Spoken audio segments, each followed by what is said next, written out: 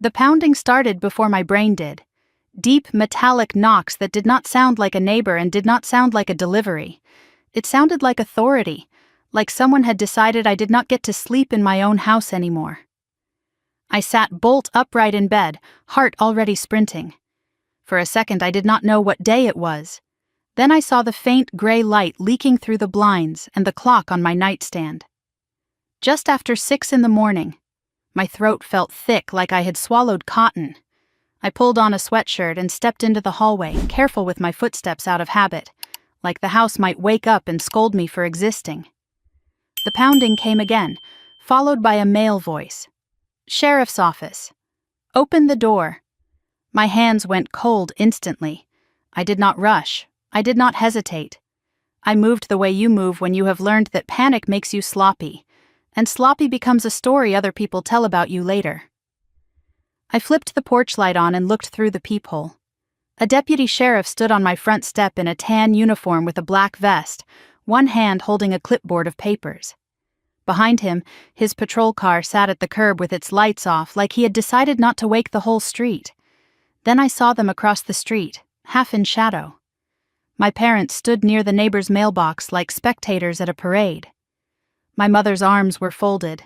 My father's hands were in his coat pockets. They were not surprised to see a deputy on my porch. They were satisfied. I opened the door with the chain still on. The deputy's face was professionally blank, the expression of a man who had delivered bad news so many times he had stopped letting it touch him. "Ma'am," he said, calm but firm, "are you Tessa Ward?" "Yes," I replied. He glanced down at the papers in his hand. "I'm Deputy Romero with the county sheriff's office. I'm here regarding a writ of possession." The word hit my chest like a shove. "Eviction. This is my house," I said. My voice did not shake because I did not allow it to shake. There has to be a mistake. Deputy Romero did not react. He had heard that sentence 100 times and probably hated what came after it every single time. "Ma'am," he said, "I'm not here to debate ownership. I'm here to execute a court order." I stared at the page in his hand. My name was printed on it in clean black letters, like I was a tenant who had missed rent. Not the person who paid the taxes, replaced the roof shingles, and planted the tree out back with my grandfather when I was 14 years old. That tree was taller than the house now. Its roots went deeper than anything my parents had ever built. My mother called from across the street, loud enough to carry. "You should have done what family asked," my father added, voice flat like a verdict. "Pack. This is happening today." Deputy Romero's eyes flicked toward them, then back to me. He lowered his voice a fraction. "Do you have somewhere you can go?" The question was not kind. It was procedural, but it still made my stomach twist into a knot I could not name. "I am not going anywhere," I said. "Not until you show me what this is." He lifted the top page slightly and angled it so I could read without stepping outside. There it was in bold letters. Writ of possession.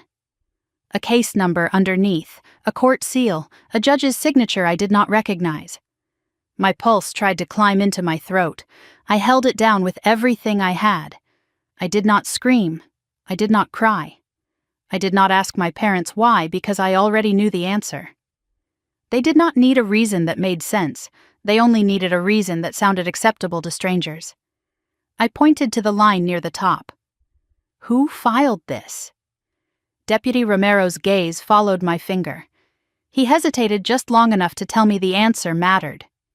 "Ma'am," he said carefully, "the plaintiff on this case is—" He stopped mid-sentence, looked back at the paperwork, then looked at me again. His face changed. Not shock. Not pity. Recognition. Like someone had just realized the villain was standing in plain sight. He cleared his throat once and spoke the words that changed everything. Filed by Diane Ward and Mark Ward. My parents. My own parents had filed an eviction against me. They did not even pretend to be embarrassed. My mother's chin lifted like she was proud of the line being read out loud. I felt something go still inside me. A clean, cold stillness.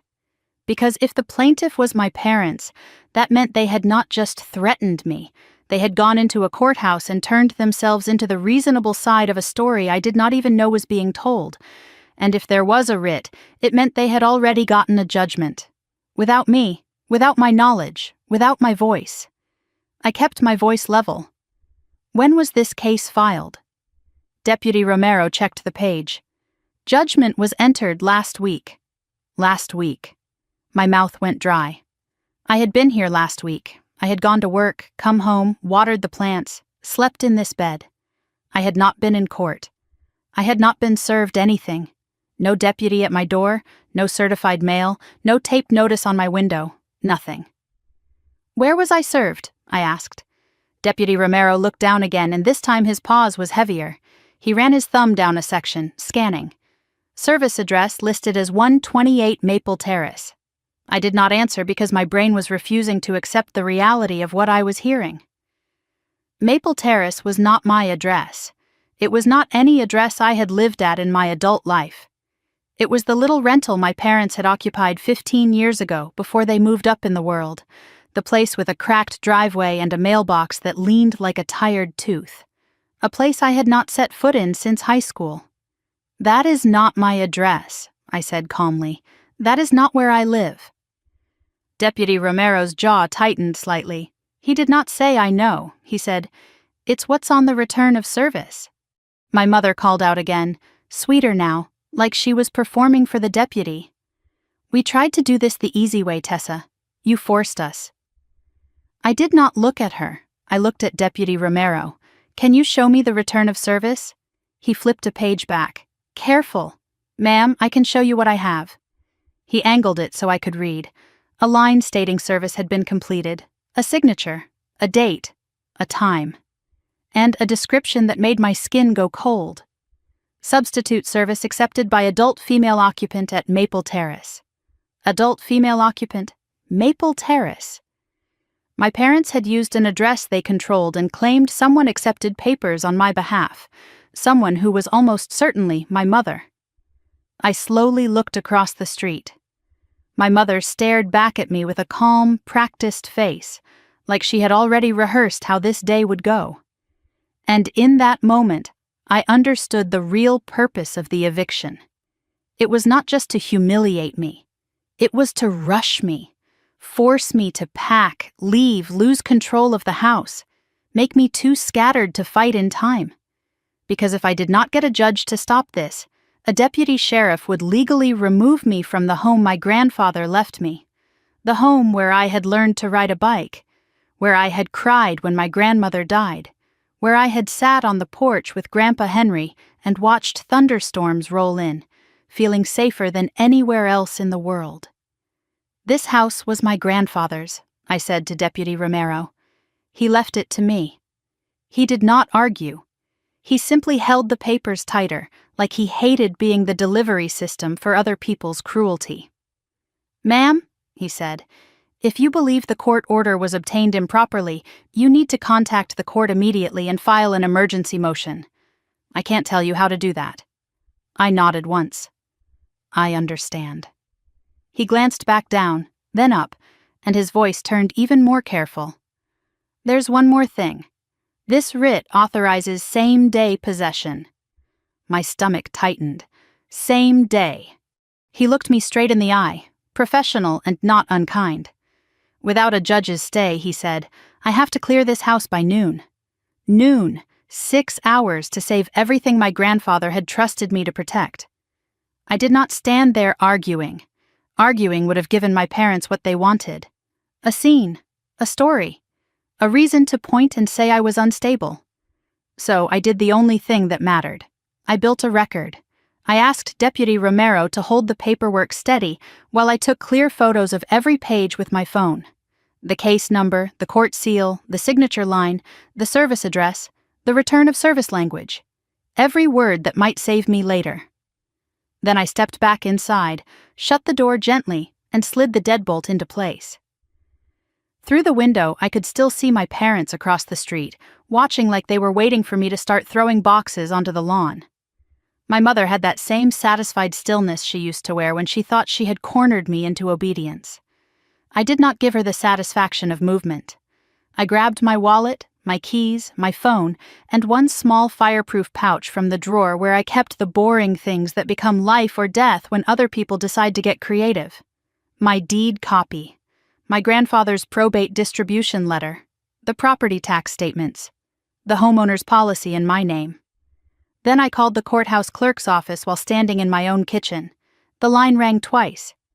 "Civil Division," a woman answered, voice brisk. "I have a writ of possession for an eviction," I said calmly. "I was never served. I need to know how to request an emergency stay and set aside a default." There was a pause, keys clicking. The kind of pause that meant she had pulled the case number and was deciding how much mercy the system was willing to offer at 6 a.m. "What's the case number?" she asked. I read it off the photo on my phone. She typed again, longer this time. Then her voice changed, just slightly. Less scripted. "Ma'am," she said, "this is an unlawful detainer filed by Mark and Diane Ward. Default judgment entered last week. I was never served," I repeated. "The service address listed is Maple Terrace. That is not my address." Another pause. More keys. "I see the return," she said carefully. "It says substitute service accepted by an adult female occupant." "That would be my mother," I said. And my voice stayed even because if I let myself feel the rage, I would lose time. "What do I do right now?" "You need to file an emergency motion to stay enforcement, and a motion to vacate the default." "How fast can that be heard?" She hesitated. "Depends on the judge's calendar. It has to be heard today." "The deputy says he has to clear the house by noon." The clerk exhaled quietly, like she did not like what she was about to say but was going to say it anyway. "Come to the courthouse as soon as we open. Bring identification, proof of your address, bring any evidence you were not served, and if you have proof you own the property, bring that too." "I do," I said. "Good." She paused, then added something that made me grip the phone tighter. "And, ma'am, there's something else attached to this case. A deed." My throat tightened. "A quitclaim deed. Recorded 2 weeks ago. It says you transferred the property to your parents." The world went silent for exactly 1 heartbeat. I never signed a quitclaim deed. I could hear her breathing on the other end, the careful breath of someone who has seen this before and knows what it means. "Then you need to tell that to the judge," she said. "Because right now, that deed is the reason they're claiming they own your house." I ended the call. My hand did not shake. My eyes did not water. Because I understood now what my parents had done. They had not just tried to evict me. They had tried to erase me. Forge my name, steal my grandfather's gift, turn 15 years of his trust into paperwork that said I had given it all away. I looked out the window one more time. My mother was still watching, still waiting, still satisfied. She did not know what was coming, but she was about to find out. I never signed a quitclaim deed. The words kept repeating in my head as I stood in my kitchen, phone still warm in my hand. 2 weeks ago, according to the clerk. Someone had recorded a deed transferring my grandfather's house to my parents. A deed with my name on it. A signature that was supposed to be mine. And I had never seen it, never touched it, never agreed to give away the only thing that proved someone in my family had ever believed in me. I forced my voice to stay level even though no one was listening. "When was this deed recorded?" The clerk checked again. 2 weeks ago. Same day the eviction was filed, same day. My mind raced, but my body stayed still. They had filed the deed and the eviction together. A coordinated attack I never saw coming. While I was going to work, paying my bills, living my quiet life in my grandfather's house, my parents had been building a paper trail designed to erase me from my own property. "Ma'am," the clerk said, her voice softer now, less scripted. "You need to get here as soon as we open. Bring everything, identification, proof of your address, proof you own the property, and if you have any evidence you were not the one who signed that deed, bring that too." "I do," I said, and I meant it. Because I had something they did not know about. I had the original deed from my grandfather's estate. I had the probate distribution letter with my name on it. I had 15 years of property tax statements addressed to me and only me. And I had the truth. I ended the call and checked the time. 6:22 in the morning. Courthouse opened at 8. Noon deadline. Less than 6 hours to save everything. I grabbed my keys and moved toward the back door. I was not going to walk past my parents on my way out. I was not going to give them the confrontation they wanted. I went through the backyard, around the fence, and got into my car without looking at them, without giving them the satisfaction of watching me scramble. In my rearview mirror, I could see my mother on the sidewalk now, phone pressed to her ear. She was not watching me leave. She was coordinating. I did not know who she was calling, but I knew it was not good. People who forge deeds do not stop at one crime. The drive to the courthouse took 23 minutes. 23 minutes of pale morning light and empty streets, and my hands gripping the steering wheel until my knuckles went white. I drove past the street where my grandfather used to live, before he got sick, before the house became mine. I remembered visiting him there as a child, the smell of pipe tobacco and wood polish, the way he would let me help him fix things around the house, even when I was too small to be useful. "You're good with your hands," he would say, like me. I remembered the day he told me about the will, 2 years before he died. We were sitting on his porch, watching the sunset, iced tea sweating in the summer heat. "Your parents came to see me yesterday," he said. "They want me to change my will." I stayed quiet. I did not know what to say. I told them no. "Why are you giving it to me?" I asked. I was not fishing for compliments. I genuinely did not understand. My parents had always acted like they were entitled to everything he owned. He looked at me with tired eyes. "Because you're the only one who never asked for it." He said something else that day, something I did not understand until now. He said, "Keep the papers safe. And don't trust anyone who tells you family doesn't need paperwork." I thought he was being paranoid. He was being prophetic. He knew his own children better than they knew themselves. He knew they would come for the house eventually.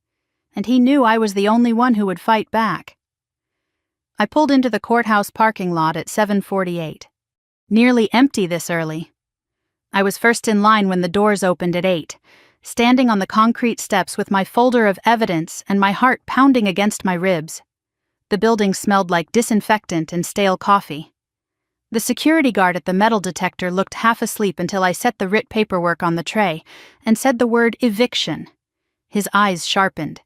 He waved me through faster than anyone else in line. Upstairs, the civil division counter had a thin queue of people holding folders the way drowning people hold air. Everyone here was fighting something. Divorces, debts, disputes, all of it reduced to case numbers and filing fees. I waited my turn without fidgeting because every movement felt like it could be interpreted. I had learned that from childhood. My mother used to say, "You're always so dramatic," even when I was perfectly still. I learned early that my family would use my reactions against me. If I cried, I was too sensitive. If I argued, I was difficult. If I stayed quiet, I was hiding something. So I stopped giving them anything to interpret. I became a closed door. When I reached the window, I slid my ID and the writ photos forward. "I need an emergency stay and a motion to vacate," I said. I was never served. "The service address is wrong." The clerk behind the counter was a man with tired eyes and a badge clipped to his collar. He typed my case number and frowned almost immediately. "You're at this address?" he asked, reading from the file. "No," I said. "That address is my parents' old place. I have never lived there as an adult." He clicked again, pulled up a scanned document, and turned his monitor slightly so I could see. A proof of service form, a signature line with a scribble, but the printed name underneath was neat and clear. Diane Ward. My mother had not even bothered to disguise it. She had signed her own name while claiming to accept service on my behalf, like she thought no one would ever look. "She signed for it," I said quietly. "And she is the plaintiff." The clerk's eyebrows rose a fraction. Yes, she accepted service on my behalf at an address I do not live at. He stared at the screen for a beat longer than necessary. Then he did something that told me he was not just going through the motions. He printed the proof of service form and slid it under the glass. "Highlight that," he said, voice low. "It matters." I took the paper with hands that stayed steady because I refused to let the system label me emotional. "I also own the house," I said. And I slid out the deed copy from my fireproof pouch, along with the probate distribution letter. My grandfather's name at the top. My name listed as the sole recipient of the property. The clerk looked at the deed and blinked. Then he typed again. Faster this time. His voice tightened with something that might have been disbelief. "Your parents filed this as landlords. They're claiming you're a tenant holding over." "A tenant?" I repeated, keeping my tone flat. He clicked to another scanned exhibit and turned the monitor again. A one-page rental agreement. My name typed at the top. My parents' names typed under landlord. A signature at the bottom that was supposed to be mine. It was not. It looked like someone had tried to copy my handwriting from an old birthday card and gotten bored halfway through. The loops were wrong. The slant was off. It was a forgery so lazy it almost felt insulting. "They forged it," I said. The clerk did not say yes. Clerks never say yes. But he printed that document too, and slid it under the glass alongside the first one. Then he leaned forward and said something that made my chest loosen just slightly. "If you want the judge to see this today, you need to file your emergency motion now. I can give you the forms and a hearing request slip." He handed me a packet through the slot. Thick, stapled, still warm from the printer. The words, "Emergency motion to stay," sat at the top like a life preserver in a flood. "What judge?" I asked. He checked the docket. "Judge Halprin is assigned. Can I get in front of her this morning?" He hesitated, then glanced over his shoulder toward an interior door that said Judicial Assistant. "I can try," he said, "but you need to understand." "I understand," I said gently. "If I don't get a stay, a deputy clears my house by noon." The clerk nodded once, almost imperceptibly. Then he clicked into the quitclaim deed's digital image, the one my parents claimed I had signed. He zoomed in on the notary block at the bottom. "Can I ask you a question?" "Yes." He tapped the screen with his pen. "Do you know why the notary's commission number looks odd?" My throat tightened. "Odd how?" He rotated the monitor slightly so I could see. The commission number had one digit crossed out and rewritten. A tiny correction, almost invisible unless you were trained to notice intake problems. "That correction should have triggered a rejection," he said quietly. But it didn't. It went through. I stared at the screen and felt my anger sharpen into focus. A crossed-out digit in a legal acknowledgement is not a typo. It is an opening. "Can you print that image?" He nodded once. "Yes. And I'll print the intake metadata too." When he handed me the pages, they were warm and official. Exactly what my parents could not argue with later. I thanked him like he had handed me a weapon I knew how to use. Then I went to fill out my motion. The hallway outside Department 14 was quiet. Wooden bench, fluorescent lights, the smell of old decisions and stale justice.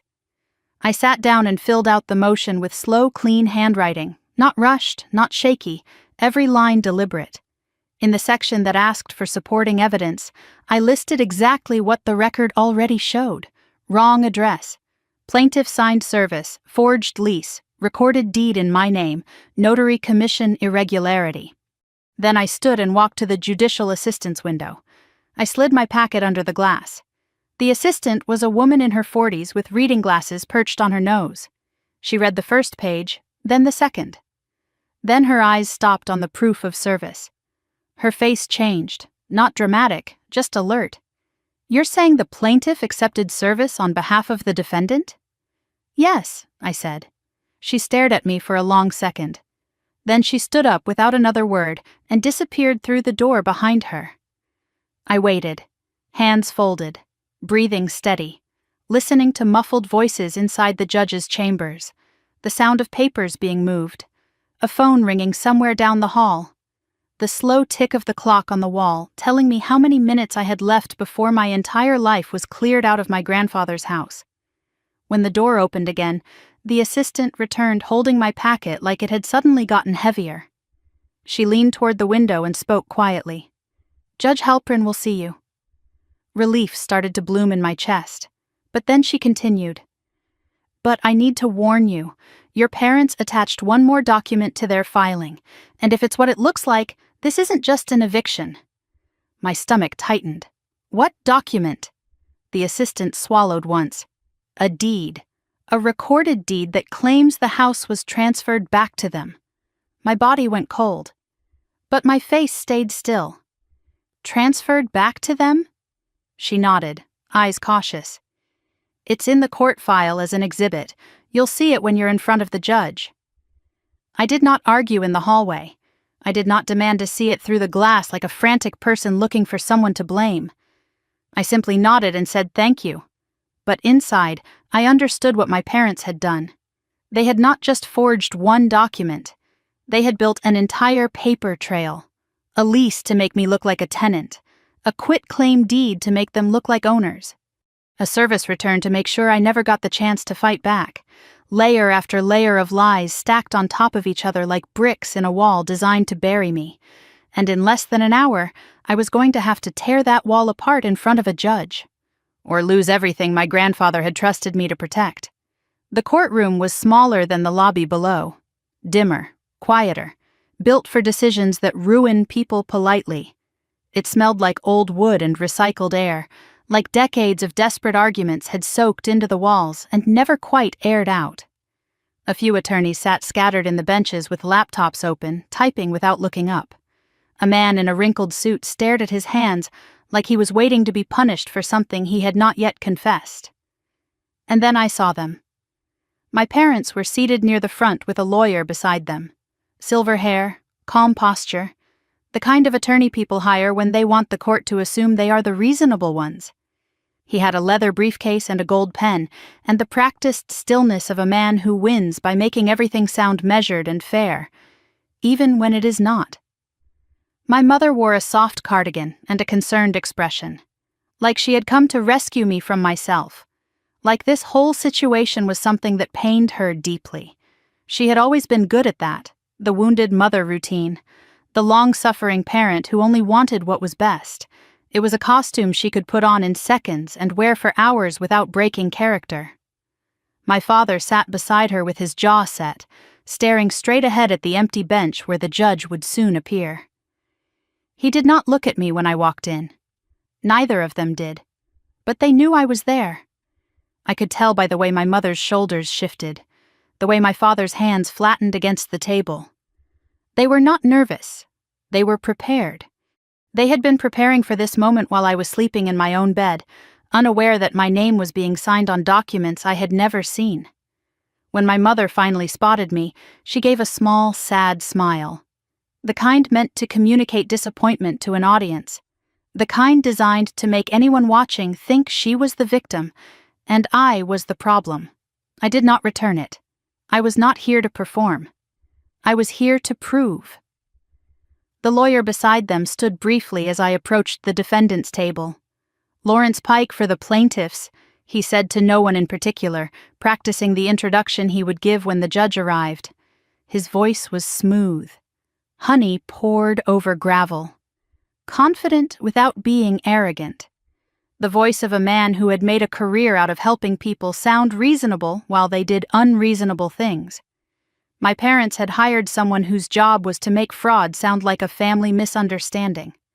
I had a folder of evidence and no law degree, but I had something he did not, the truth, and the inability to be embarrassed by it. I studied my father as I sat down. He had not looked at me once. He sat like he had already won, hands flat on the table, possessive, like the courtroom belonged to him the way he thought the house did. I had seen that posture before. At family dinners when he announced decisions without asking anyone's opinion. At holidays when he controlled who sat where and who spoke when. He had always believed that authority was something you took, not something you earned. And now he was trying to take the last thing I had. My mother kept touching her collar, adjusting her cardigan. Small nervous gestures disguised as grooming. She was worried. She just did not want anyone to see it. For one moment her eyes met mine across the aisle. Something flickered there. Not guilt, not regret, fear. She was not afraid of losing. She was afraid of being seen. Then the mask slid back into place. The concerned mother returned. And I realized that whatever love had once existed between us had been replaced by something colder, something transactional. I was not her daughter anymore. I was an obstacle. The bailiff called the room to order. All rise. Judge Halpern entered through a door behind the bench. She was in her mid-60s with silver-streaked hair pulled back from her face, reading glasses perched on her nose, a face that had seen every kind of lie and survived. There was no warmth in her expression, no coldness either, just focus. The focus of someone who had learned to see through performance and cut straight to the bone. "Good morning," she said, settling into her chair. "We have an emergency motion to stay enforcement of a writ of possession." She looked directly at me. "Ms. Ward, you are the defendant." "Yes, Your Honor, and you are appearing without counsel today." "Yes." Her gaze flicked briefly to Pike, then back to me. She was assessing whether I could survive what was coming. I planned to prove I could. Pike stood smoothly. "Lawrence Pike for the plaintiffs, Your Honor." Judge Halpern nodded once, then looked down at the file in front of her. A frown appeared almost immediately. She had already seen something she did not like. I just did not know yet if it was something that would help me or bury me. "Ms. Ward," she said, "you understand the writ authorizes possession today." "Yes, Your Honor," the deputy said noon. She did not react to the emotion in that. She reacted to the procedure. "Tell me why I should issue an emergency stay." I slid my packet forward, hands steady, because I was never properly served. The proof of service shows the plaintiff accepted substitute service at an address I do not live at. The address is not mine. And the plaintiff signed the service form. Judge Halpern's eyes narrowed slightly. "Plaintiff signed the service form." "Yes, Your Honor." Pike smiled faintly, like he was about to explain away a technicality. "Your Honor, service was completed according to statute. Substitute service is permitted. The occupant accepted." Judge Halpern lifted her hand. "Don't recite statute at me. Answer the question. Did your client sign as the adult female occupant who accepted substitute service?" Pike hesitated. The pause was tiny but visible, the pause of a man who had hoped no one would ask directly. "Yes, Your Honor." Mrs. Ward accepted service at the address listed in the complaint as Ms. Ward's last known address. Judge Halpern's gaze snapped back to me. "Is Maple Terrace your last known address?" "No, Your Honor, I have not lived there as an adult. My driver's license, tax bills, and utility bills reflect my current address." I slid my ID and a recent utility bill forward. She scanned them quickly. Then she looked at my mother. "Mrs. Ward, why did you accept service on behalf of the defendant at an address that is not her residence?" My mother's lips trembled into practiced sorrow. Her voice went soft, wounded. "Your Honor, we have tried everything. She has been unstable." She stopped answering us. We did not know what else to do. Unstable. The word hung in the air like smoke. The word my mother had used my entire life to make people stop listening to me. Every time I had a boundary, I was unstable. Every time I said no, I was unstable.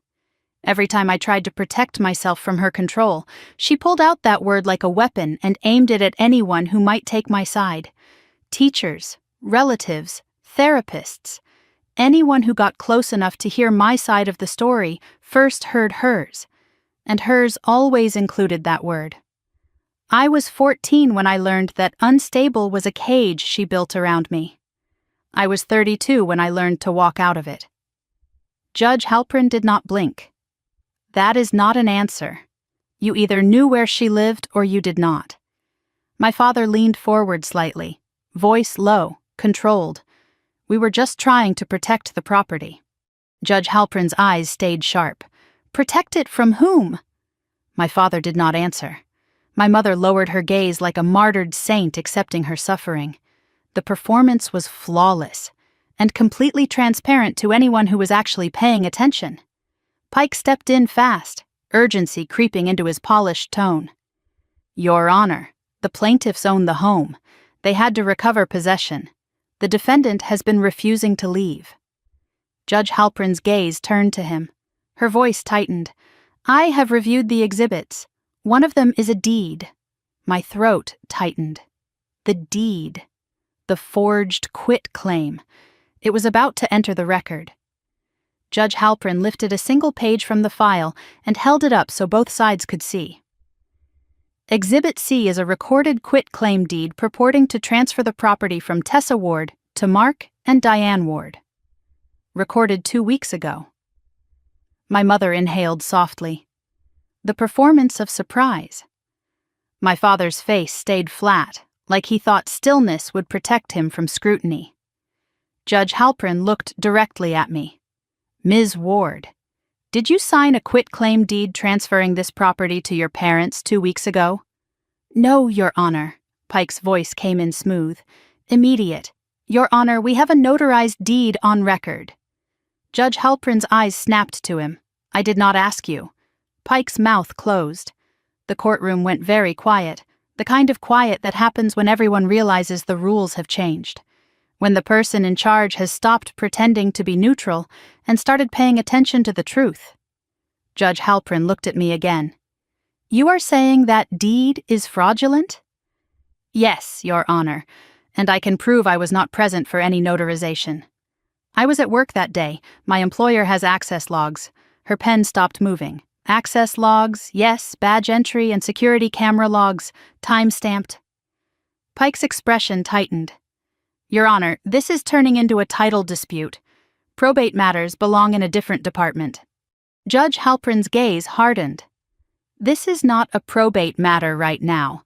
This is an unlawful detainer filed by people claiming to be owners, supported by a deed the defendant says she never signed, combined with a service return signed by the plaintiff at an incorrect address. She paused. Let the words settle. My parents shifted in their seats. First visible discomfort since the hearing began. I am not comfortable enforcing a writ of possession on this record, Judge Halprin said. Pike opened his mouth to object. She cut him off. I will address the stay first. Miss Ward, do you have proof of current recorded ownership in your name? Yes, Your Honor. I pulled out the recorder's office printout I had requested that morning from the clerk downstairs. Property record summary. Stamped official. Judge Halprin took it. Scanned. Her eyebrows rose slightly. It shows the property was distributed to you through your grandfather's estate, recorded last year. Then it shows a quitclaim deed 2 weeks ago transferring it to your parents. She looked at me again. And you are denying you signed that quitclaim? Yes. Judge Halprin leaned back slightly and stared at the deed exhibit. Then she looked at the notary block at the bottom of the page. Her eyes narrowed. She studied it for a long moment. Then she tapped the notary commission number with her pen. Mr. Pike. Pike stood too quickly. Your Honor, whose notary is this? Pike blinked, confusion flickering across his face. Your Honor? Whose notary? Judge Halprin repeated, sharper. Pike glanced down at the document in front of him. It appears to be a notary named Carla Mendez. Judge Halprin looked at my father. Mr. Ward. Do you know Carla Mendez? My father's mouth opened, then closed. My mother answered for him, voice thin, cracking slightly. She is a friend. Judge Halprin's gaze stayed fixed. A friend who notarized a deed transferring your daughter's inherited home to you 2 weeks ago. Silence. Then I am going to need Ms. Mendez to appear in this courtroom, with her notary journal, tomorrow morning. My mother's face went pale. My father's jaw tightened so hard a muscle jumped. Because a notary journal is not a story. It is timestamps, signatures, ID numbers, in some states thumbprints. It is evidence that cannot be rewritten after the fact, and my parents had just been ordered to produce theirs. Pike tried one more time. Your Honor, the journal is not strictly necessary to validate. Judge Halprin raised a hand. Stop, I said tomorrow morning. The notary will appear. With the journal, and if there are any discrepancies between what that journal shows and what this deed claims, we will have a very different conversation. She looked at me. Ms. Ward, I am issuing a temporary stay on the writ of possession. The sheriff will be notified. No one removes you from that property until this matter is resolved. My lungs loosened. Just slightly. But Judge Halprin was not finished, and I want you to understand something. If this deed is fraudulent, you are not just fighting an eviction. You are fighting a crime. Bring your employment records tomorrow. Bring everything you have, because I intend to get to the bottom of this. She looked at my parents one last time. And I suggest you bring more than a friend with a notary stamp, because right now, your case has more holes than evidence. And I do not like being lied to in my courtroom. She stood. The bailiff called the room to rise, and as Judge Halprin disappeared through the door behind the bench, I felt something shift inside me. Not victory, not yet, but the first real crack in the wall my parents had built. And tomorrow, I was going to tear the rest of it down. The stay was issued with a single sentence. Judge Halprin did not raise her voice. She did not make a speech. She simply said the words that meant my parents could not take my house today. I am issuing an emergency stay of the writ of possession, effective immediately. Notify the sheriff's civil unit. My lungs loosened in a quiet, controlled exhale. Not relief, not yet. But the first crack in the wall my parents had built around me. The first sign that the system might actually work when you gave it evidence instead of excuses. Judge Halprin continued, her voice crisp and efficient. This stay is pending a hearing on the motion to vacate default and a referral for potential fraud regarding the deed. My mother made a sound, half gasp, half something else. Not grief, recognition. The sound of someone realizing the performance is over and the audience has seen backstage. Your Honor, my mother began, her voice climbing toward that wounded pitch she used when she wanted sympathy. Stop. One word. Final. I had never seen anyone silence her that fast. I had spent 32 years trying. You do not get to speak now, Judge Halprin said. Her eyes stayed fixed on my mother with the cold patience of someone who had heard every excuse and believed none of them. She turned to me. Ms. Ward, I need you to understand something. If this deed is fraudulent, you need more than an eviction stay. You need to protect the title immediately. I know, Your Honor. She nodded once. Good. This court is ordering that the county recorder be notified of a potential fraudulent conveyance. Pike's face went pale. The color drained from his expensive tan like someone had pulled a plug. He opened his mouth to object, but Judge Halprin was not finished. And I want the notary to appear in person with her journal. My father's jaw tightened so hard a muscle jumped beneath the skin. First real movement since the hearing began. He was not angry at the judge. He was angry at himself, because he had just realized they had left a trail of timestamps and signatures and ID numbers that could not be rewritten after the fact. Hearing set for tomorrow morning, Judge Halprin said. Ms. Ward, bring your employment access logs. Plaintiffs will bring the notary and the original deed. If anyone fails to appear, there will be consequences. My mother's lips parted. For the first time, the concerned mask looked like what it was. Fear. Not fear of losing. Fear of being caught. Fear of what would happen when someone finally pulled back the curtain and saw the machinery underneath. The hearing ended with paperwork and stamps and the kind of silence that only comes after people realize the system is no longer on their side. The bailiff handed Pike the stay order to distribute. I took my copy and folded it carefully. This paper was a shield now. The first real protection I had held in my hand since a deputy pounded on my door at 6 a.m. I walked out without looking at my parents. I could hear Pike speaking to them in quick, low sentences, trying to get them out of the building before someone decided to ask more questions. But I did not care about their exit strategy. I cared about my own. I was halfway down the hallway when I heard footsteps behind me. Faster than normal. My mother's voice came low and urgent, stripped of its sweetness. "You think this ends it?" I did not stop walking. She caught up to me, her heels clicking sharp against the tile floor. "You do not understand what you just started." I kept my pace steady. "I understand perfectly. You forged a deed. You lied to a court. And now there is a record." She grabbed my arm. First physical contact in years. Her fingers dug in with a desperation I had never felt from her before. That house was supposed to stay in the family. I stopped, turned, looked at her hand on my arm. Then I looked at her face. The mask was completely gone now. Underneath was something I had seen glimpses of my whole life but never fully. Rage, entitlement, the absolute certainty that she deserved what she wanted, regardless of who it belonged to, regardless of who it hurt. That was the woman who raised me. That was the woman the court was finally seeing. "It did stay in the family," I said quietly. "Grandpa made sure of it." I pulled my arm free. My father stood 20 feet back, watching but not approaching. He had always let her do the dirty work. Then he would step in later to seem reasonable. But there was nothing reasonable about forging your daughter's signature. And he knew it. "We will see you in court tomorrow," I said. And I walked out into the sunlight without giving them another word. The drive home took longer than it should have. I took back roads, watching my mirrors, making sure no one was following. Paranoia, maybe. But paranoia felt appropriate when your parents had just tried to steal your house with forged documents.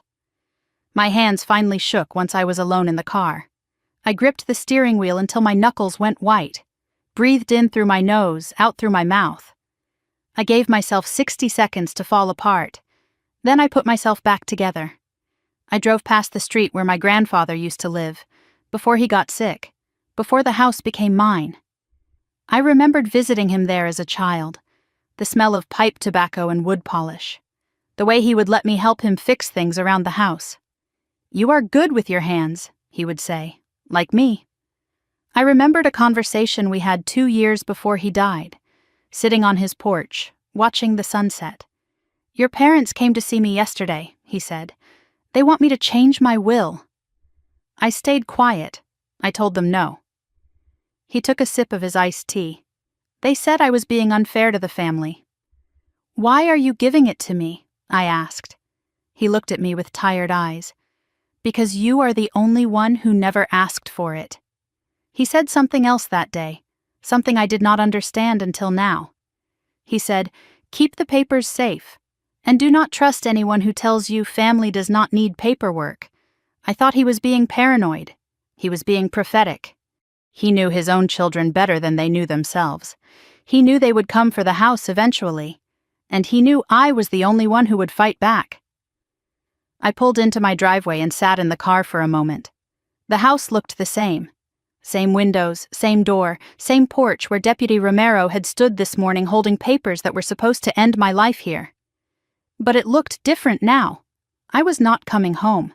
I was coming to defend what was mine. Inside, I locked the door behind me, slid the deadbolt, checked the back door, the windows, all the entry points. Not because I thought they would break in. Because I had learned that people who forge documents do not stop at one crime. I walked through the house, checking each room. Everything was in place, but something felt different. The air, maybe, or the silence. Then I saw it, a small envelope on the kitchen counter. I had not left an envelope on the counter. Someone had been inside while I was at court. My heart rate spiked. I opened it with careful fingers. Inside was a single photograph, my grandfather's gravestone. On the back, handwritten in neat block letters, "He cannot protect you anymore." My hands did not shake. They went still, cold, focused. Because this was not grief. This was evidence. I photographed the envelope, the note, the image. documented the location where I found it. Checked for other signs of entry but found nothing else disturbed. They had come in, left their message, and left. A warning, a threat, a reminder that they could reach me anywhere. I sat at the kitchen table and called my employer's security office. The line picked up on the second ring. "Security," a man answered. "This is Tessa Ward. I need badge access logs for 2 weeks ago, the entire day of the 13th. There was a pause. Why? Because a deed was filed claiming I signed it in front of a notary that day, and I need to document where I was. The tone on the other end shifted instantly. Understood. I will need an email request and a case number if there is one. I have one. I gave him the case number. He did not ask if I was okay. He did not need to. He said, "We will pull badge entries and parking gate logs. If the cameras still have footage, we will preserve it." Preserve. That word felt like protection, like someone else understood that documentation was the only language that mattered when people started lying. I ended the call and looked out my front window. My parents' car was gone from across the street. But I knew they would be back. They always came back. An hour later, my phone buzzed with a text. Unknown number. One sentence on the screen. "If you show up tomorrow, you will lose more than a house." My skin went cold. Not because I was scared, because threats meant they knew what was coming, and they did not think they could stop it cleanly. Desperate people do not send threats. They send solutions. Threats mean they have run out of solutions. I did not reply. I screenshotted the message, saved it to a folder labeled with the case number, forwarded it to myself with the subject line. Threat received night before hearing. Documentation is not revenge. It is insurance. I spent the evening building what I came to think of as the evidence wall. Kitchen table covered with documents, each one organized by category. The deed from my grandfather's estate, the forged quitclaim deed with the crossed-out notary number, the proof of service signed by my mother at the wrong address, the forged rental agreement, the property tax statements in my name, the utility bills, the photographs of the envelope and gravestone threat. Everything laid out in order, everything labeled, everything ready. I knew what I had. I also knew what I did not have. The notary's journal, that was the key. A notary journal has timestamps, signatures, ID numbers. In some states, thumbprints. If Carla Mendez had actually followed procedure, her journal would show she had never seen me. And if she had not followed procedure, that was a crime all by itself. The question was whether my parents would sacrifice their friend to save themselves, or whether Carla Mendez would walk into that courtroom and tell the truth. I did not know, but I knew one thing. People who lie for money usually stop lying when the cost gets too high. And tomorrow, the cost was going to get very high indeed. I forced myself to go to bed around 11, not peacefully, not easily, but exhaustion makes you careless. And my parents had built their entire plan around me being too tired, too shocked, too alone to fight. Tomorrow I would prove them wrong. I was drifting toward sleep when I heard it. A car door closing outside. Then another. Footsteps on the front walk. The doorbell rang once. Then again. I did not move from bed. I opened my phone camera and started recording audio. Captured the timestamp. My mother's voice came through the door. Muffled but clear. "Tessa, open the door. Pause. We can still fix this. Just sign the papers and this all goes away." My father's voice followed. Lower. Colder. "You have until morning to make the right choice." After that, we stopped being nice. I did not go to the door. I did not answer. I just kept recording. They thought silence meant surrender. They did not understand. Silence was my weapon now. Footsteps retreated. Car doors closed. Engine started, faded away. I stopped recording. Saved the file. Labeled it, "Parents at door, midnight, night before hearing." They had just added another piece to my evidence file. And tomorrow, I was going to make sure they regretted every single one. I slept 3 hours. Maybe 4. But when the alarm went off at 7, I was already awake, already dressed, already running through the evidence in my head like a prayer I could not afford to forget. I showered quickly, put on clothes that said I took this seriously without trying too hard, and grabbed the folder that held everything. Badge logs from my employer, parking gate records with time-stamped license plate scans, the certification email from the security director, the photographs of the forged documents, the recording of my parents at my door at midnight. Every piece of paper was a weapon, every timestamp was a shield, and today I was going to use all of them. I arrived at Department 14 at 8:45, 15 minutes early. The courtroom doors were already open, the same wooden benches, the same dim light, the same smell of old decisions and stale justice. But today it felt different. Today it felt like the room was waiting for something to break. My parents were already there, seated in the same spot as yesterday. Pike beside them, briefcase open, papers spread across the table like he was preparing for a war he was no longer sure he could win. But there was a fourth person today, sitting behind them, a woman I had never seen before. She was in her mid-50s, maybe older, hair pulled back too tight, purse clutched against her chest like a shield. She was not looking at anyone, not Pike, not my parents, not the door. She was looking at her own hands like she was trying to remember what they had done, like she was already rehearsing her apology, or her excuse. That was Carla Mendez, the notary who claimed she had watched me sign a deed I had never touched, and she looked exactly like someone who knew today was going to be bad. I studied her as I took my seat at the defendant's table. She wore a blazer that did not quite fit, like she had borrowed it for the occasion, lipstick slightly smudged at the corner, applied with shaking hands maybe, a wedding ring she kept twisting back and forth on her finger, a nervous habit, or a prayer. She had not looked at my parents once since I walked in, not since I sat down, not since Pike leaned over to whisper something in my father's ear. People who are comfortable with their co-conspirators make eye contact. Carla Mendez was treating them like strangers, or like people she wished she had never met. My mother leaned back slightly, whispered something to Carla. Carla nodded but did not turn. Her shoulders tightened. Whatever my mother said, it did not comfort her. It cornered her. My father had not moved. Same flat expression as yesterday. But there was something different in his posture. Tension in the neck, the shoulders. He was holding himself together by force of will, like a man waiting for a bomb to go off and pretending he did not hear the ticking. Pike reached into his briefcase and pulled out a small black book, hard cover, worn edges. He set it on the table between himself and Carla. She stared at it like it was a loaded gun. The notary journal. Every notarization Carla Mendez had performed was in that book. Dates, times, names, ID numbers, signatures. And somewhere in those pages was the lie that was supposed to take my grandfather's house. Today we were going to read it out loud. The bailiff called the room to order. All rise. Judge Halprin entered through the door behind the bench.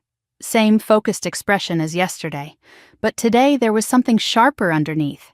She had had a night to think about what she had seen, and she did not like the conclusions. "Good morning," she said, settling into her chair. "We are here on continued hearing regarding case number." She read the number without looking up. "Yesterday I ordered the appearance of the notary public who notarized the quitclaim deed at issue." She looked up. "Is the notary present?" Pike stood slowly. "Yes, Your Honor, Ms. Carla Mendez is present." He gestured toward Carla. She did not stand, did not move, just sat there with her hands folded in her lap like a child waiting to be scolded. Judge Halprin's eyes narrowed. "Ms. Mendez, approach." Carla finally rose, movements stiff, mechanical. She walked to the front of the courtroom like she was walking to her own sentencing. Her heels clicked against the floor in an uneven rhythm. Her breathing was audible in the silence. Judge Halprin extended her hand. "Your notary journal." Carla looked at Pike. Pike nodded once. Carla reached into her purse and pulled out a black journal identical to the one Pike had placed on his table. She had her own copy. Pike had a copy too, which meant someone had prepared for this moment. just not well enough. Judge Halprin took the journal. The courtroom went silent as she flipped through the pages. Slowly, deliberately. The sound of paper turning was the only noise in the room. Each page was a record. Each record was supposed to be true. We were about to find out if any of them were. Judge Halprin stopped, finger on a specific line. Her expression did not change, but something in her stillness told me she had found what she was looking for. Ms. Mendez, is this the entry for the notarization in question? Carla swallowed. Yes, Your Honor, Judge Halprin read aloud, slowly, deliberately, each word measured and precise. Entry dated the 13th of last month.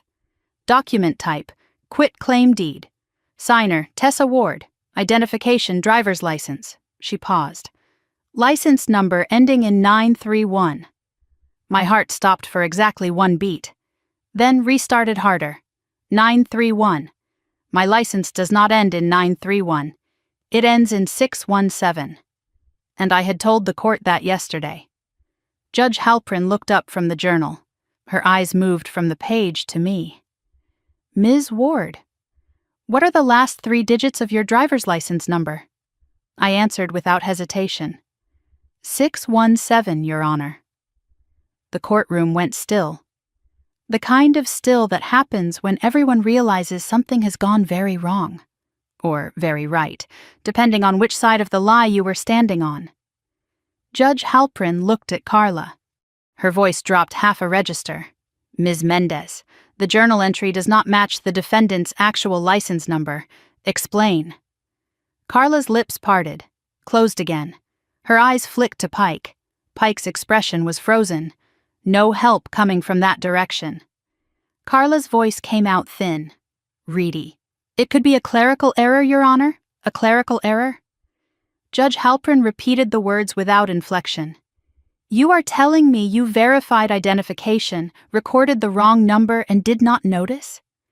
Carla did not answer. Her silence was louder than any confession. Judge Halprin opened the journal to another section, the signature line. This is the signature you claim to have witnessed? She held up the page so everyone could see. A scribble that looked nothing like my handwriting, nothing like the clean, consistent signature on every document I had ever signed. Judge Halprin pulled out my court filings from yesterday. My emergency motion, my signature at the bottom, she held them side by side. Ms. Mendez, do these signatures look the same to you? Carla's breaking point arrived. Her voice cracked. Tears started to form in her eyes.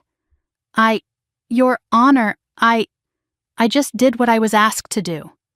The courtroom fell completely silent. Judge Halprin's eyes narrowed. What you were asked to do? By whom? Carla's gaze darted toward the plaintiff's table, just for a second. But everyone saw it. My mother. My father. The people who had asked her to lie. Pike stood quickly, voice cracking with urgency. Your Honor, my client would like to request a brief recess. Judge Halprin did not even look at him. Denied. Pike sat back down. The color had drained from his face. He was a man who had finally understood what he had been defending. And he did not like the view. Judge Halprin turned back to me. Ms. Ward, you stated yesterday that you have employment records proving your whereabouts on the 13th. Yes, Your Honor. Present them. I stood. Walked to the front with my folder, handed the pages to the bailiff, who handed them to the judge. Badge access logs from my employer's security office, I said. Parking gate logs with time-stamped license plate scan, and a certification email from the security director. Judge Halprin scanned the first page. Her eyebrows rose slightly. This shows you entered your workplace at 7:52 in the morning. Yes, Your Honor, and you did not leave until 6:14 in the evening. Correct. No gap, no departure, no time to drive to a notary and sign a deed. Judge Halprin looked at Carla. Ms. Mendez, what time did you notarize this deed? Carla's voice was barely audible. Around noon, Your Honor. Judge Halprin did not raise her voice. She did not need to. Your journal lists the time as 12:15. The defendant was inside a secured building at 12:15, with internal door access recorded. She did not leave. I could not have been in 2 places at once. and the records proved it. Every timestamp, every log, every scan. They all said the same thing. I was not there, which meant someone else had been pretending to be me. Pike stood again, voice cracking with desperation. Your Honor, these employment records are hearsay. They have not been properly authenticated. Judge Halpern looked at him with the patience of someone explaining gravity to a child. They are certified by the security director, and your notary journal has an incorrect driver's license number. Which record do you think I find more credible? Pike opened his mouth, closed it. I had seen lawyers lose arguments before. I had never seen one realize he was standing next to criminals. That was what his face looked like, the face of a man who finally understood the company he was keeping. My mother was not crying anymore. She was frozen. The cardigan looked ridiculous now, a costume for a play that was closing early. My father stared straight ahead, but his hands were gripping the table edge, white-knuckled, like he was holding on to the last shred of a plan that had already fallen apart. Carla's tears were streaming down her face now, not performance tears, the real kind, the kind that come when you realize the lie is too big to carry anymore, and you are about to drop it in front of everyone. Judge Halpern set down the journal, set down the employment logs, folded her hands, looked directly at Carla Mendez. Ms. Mendez, I am going to ask you one last time, and I want you to think very carefully about your answer, because your notary commission, and potentially your freedom, depends on it. The courtroom went completely silent.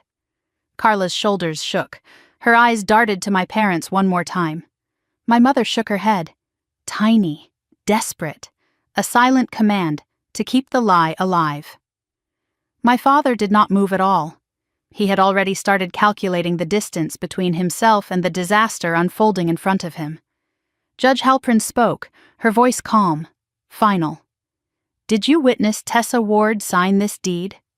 Carla's mouth trembled. Her hands clutched the witness stand railing. The tears fell faster now. She looked at my parents. She looked at the journal. She looked at me. And I saw the moment she decided, not to protect them, not to save herself, but to finally, after all of it, tell the truth. She opened her mouth to answer, and the word that came out changed everything. No. The word came out barely above a whisper, but in the silence of that courtroom, it sounded like thunder. Carla Mendez stood at the witness stand, with tears streaming down her face, and her hands gripping the railing so hard her knuckles had gone white. She was shaking, trembling with the weight of a lie she could no longer carry. Judge Halpern leaned forward slightly. I need you to speak clearly for the record, Ms. Mendez. Carla inhaled, shaky, broken. But when she spoke again, her voice was clearer, stronger. Like confession had given her back something she had lost. No, Your Honor. I did not witness Tessa Ward sign this deed. The courtroom did not explode. It just reset. Like truth had flipped a switch, and everything in the room was now on a different circuit. My parents were no longer plaintiffs, seeking possession of their property. They were suspects in a fraud case that had just cracked open in front of a judge who did not tolerate being lied to. And everyone knew it. I did not feel triumph. I felt something quieter. The relief of being believed, the exhaustion of having to prove what should have been obvious, that I would not forge away my own grandfather's gift, that I would not sign over the only thing that connected me to someone who had actually loved me, that I was not the person my parents had spent my whole life telling people I was. No one moved. The bailiff's hand rested on his belt out of instinct. The court reporter's fingers hovered frozen above the keys. Even the air conditioning seemed to pause, waiting to see what would happen next. My mother made a small sound, half gasp, half something else. Not grief. Recognition. The sound of someone realizing the performance is over, and the audience has seen backstage. She had built her entire life on the assumption that no one would ever look too closely, that her version of events would always be the one that mattered. And now a judge was looking very closely indeed. My father did not make a sound, did not move. But something shifted behind his eyes. He was not processing defeat. He was calculating distance. How far he could get from this moment, how much he could claim he did not know, how quickly he could throw everyone else under the bus to save himself. I had seen that look before. When my grandfather confronted him about the will, when business deals went wrong and partners needed to be blamed. He had been planning his exit even then, except this time there was no exit. The doors were closed and the record was open, and everything he had done was about to be read into it. Pike's face looked like he had been slapped.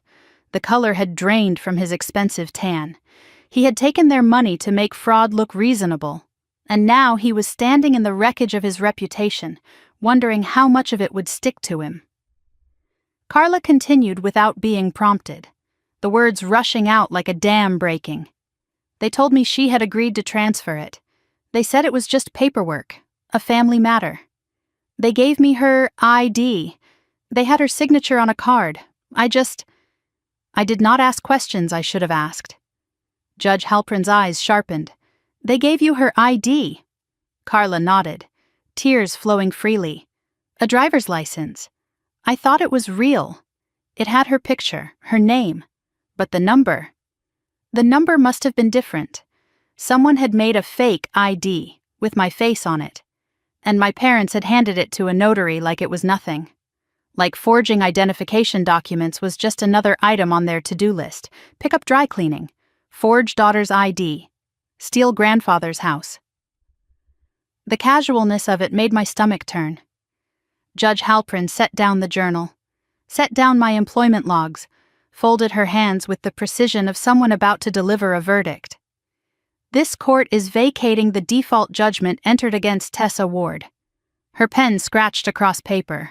Official, final. The judgment that was supposed to take my house. Erased. The writ of possession is dissolved. The unlawful detainer action is dismissed for lack of proper service and lack of standing. Lack of standing. 3 words that meant everything. My parents had filed as landlords, as owners. But they were not owners. They were thieves who had not finished stealing yet. And the court had just named it. Mark Ward, Diane Ward, stand. My parents rose slowly, like gravity had changed, like the floor was pulling them down and they were fighting it with every muscle. This court is referring the quitclaim deed to the district attorney's office for investigation of fraudulent conveyance and conspiracy. Pike's face went gray. My mother's hand flew to her throat. My father's jaw tightened, but he said nothing. There was nothing to say. The words were already in the record. This court is also referring the notary, Carla Mendez, to the commissioning authority for potential revocation and further investigation. Carla made a small wounded sound. She had traded her integrity for whatever my parents had offered her. Money, probably, or maybe just the illusion of friendship. And now she was going to lose everything she had tried to protect. 4 rulings, 4 sentences that dismantled everything they had built. The eviction, the deed, the lie. All of it collapsing under the weight of one notary's confession and one judge who refused to look away. My mother broke first. Your Honor, please.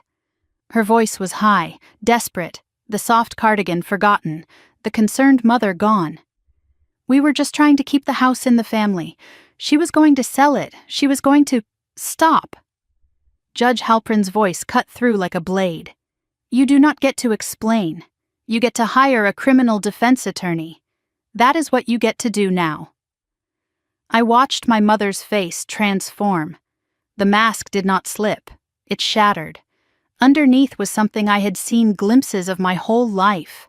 Rage, entitlement, the absolute certainty that she deserved what she wanted regardless of who it belonged to, regardless of who it hurt. That was the woman who raised me. And that was the woman the court was finally seeing. My father put a hand on my mother's arm. Diane. Enough. He was not comforting her. He was silencing her. Every word she said was a confession he would have to explain later. And he knew it. Your Honor, my father said, his voice controlled despite everything. My wife is upset. This has been a difficult— Judge Halpern cut him off. Mr. Ward, you filed an eviction using a forged lease. You submitted a fraudulent deed as evidence. You arranged for a notary to verify a signature she never witnessed. This is not a difficult situation. This is a crime scene, and you are standing in the middle of it. Pike stood slowly, briefcase already closing. Your Honor, at this time I need to assess my representation of the plaintiffs. Judge Halpern looked at him with something that might have been contempt. You do that. You may want to consider whether you had knowledge of the document's origins. Pike's face went from gray to white.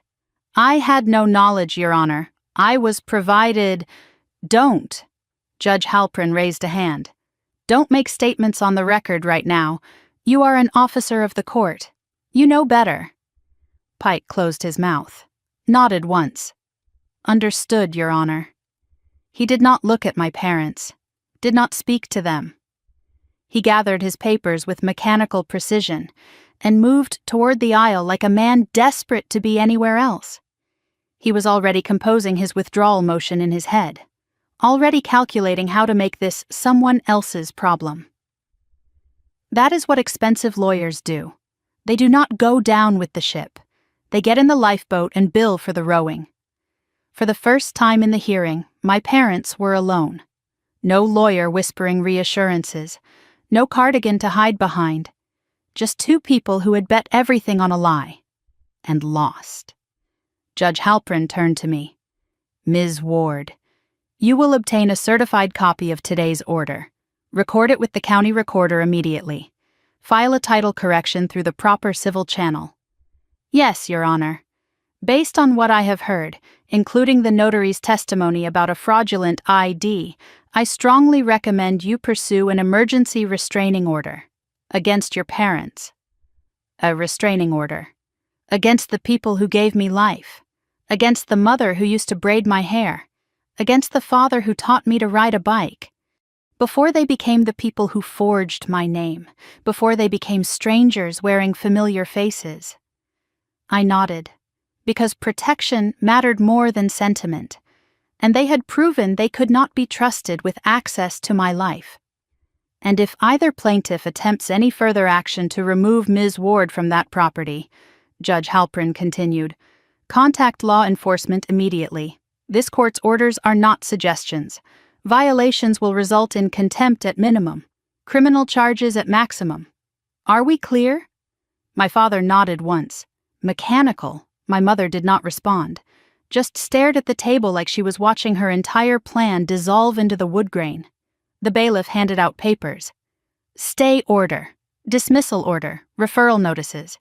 Each stamp was a nail in the coffin they had built for me, and I was walking away with all of them. I took my copies from the bailiff, folded them carefully, placed them in my folder, did not look at my parents, walked toward the door. Tessa, my mother's voice. Not a whisper this time, loud enough for the whole courtroom. Tessa, please, we can work this out. We are family. I stopped. Hand on the door. Did not turn around. You stopped being my family when you forged my name. I kept my voice steady. You stopped being my family when you lied to a judge. You stopped being my family when you tried to steal what Grandpa left me. I paused. Let the silence stretch. We are not family anymore. We are a court case. I pushed through the door and walked into the hallway without looking back. The air was cooler out here. Quieter. I had won. Or at least I had survived. The eviction was dead. The deed was flagged. The truth was on the record. But walking away from your parents in a courthouse does not feel like victory. It feels like surgery. Necessary, painful, and permanent. Outside, the sunlight hit my face. Same sun as yesterday. Same world. But I was not the same person who had walked in. I was someone who had learned exactly how far her parents would go, and exactly how far she would go to stop them. I reached my car in the parking garage, unlocked it, sat behind the wheel, did not start the engine yet, just sat there in the silence, processing. The eviction was over. The deed was being investigated. The notary had confessed. But one thing kept circling in my mind. One detail that did not fit. Carla said they gave her an ID, a driver's license with my face, my name. But a different number. Someone had to make that ID. Someone had to get my photograph. Someone had to know enough about me to create a convincing forgery. My parents were many things, manipulative, entitled, cruel. But they were not technical. They did not know how to forge documents. They did not have access to the kind of equipment that makes fake IDs, which meant someone helped them. Someone I had not seen in that courtroom. My phone buzzed. Unknown number again. New message. You won the hearing. Congratulations. But you have not found everyone yet. And you should probably ask your parents about their friend, Gerald. Before he asks about you. Gerald. I did not know anyone named Gerald. But apparently he knew me. And apparently he was not finished. I stared at the message for a long moment. Then I screenshotted it. Saved it to my evidence folder. Because whoever Gerald was, he had just made himself part of the case, and I was going to find out exactly what he had done. The courtroom battle was over. But something else was just beginning. Something that went deeper than forged deeds and fake leases. Something that had been hiding in the shadows while I fought the enemies I could see. Gerald. I was going to find him, and when I did, he was going to answer for everything. Gerald. The name sat in my mind like a splinter I could not reach. I did not know anyone named Gerald. I had never heard my parents mention a Gerald. But someone with that name had sent me a message that suggested he knew exactly what had happened in that courtroom, and he wanted me to know he was watching. I sat in my car in the courthouse parking garage for 10 minutes after receiving that text, thinking, processing, trying to understand what I was missing. My parents had forged documents. They had hired a notary to lie. They had created a fake ID with my face and a wrong license number. But none of that explained Gerald. None of that explained how someone I had never met knew enough about me to send threatening messages. Unless Gerald was not a stranger at all. Unless he was the missing piece I had not known to look for. I drove straight to the county recorder's office. The stay order needed to be recorded immediately. Judge Halprin had been clear about that. Protect the title. Make sure no one could file any more fraudulent documents against my property while the investigation was ongoing. The recorder's office was on the 3rd floor of a building that smelled like old paper and bureaucratic patience. I took a number and waited in a plastic chair surrounded by people holding documents that would change their lives. Marriage certificates, property transfers, lien releases. All of it reduced to stamps and filing fees, and the indifferent efficiency of government workers who had seen it all before. When my number was called, I approached the counter and slid my paperwork forward. The clerk was a woman in her 30s with sharp eyes and efficient hands. She scanned the stay order, the dismissal, the fraud referral notice. Her eyebrows rose slightly when she saw the case number. "You were here yesterday," she said. "Filed a fraud alert on this parcel." "Yes." She typed something into her computer, pulled up my property record.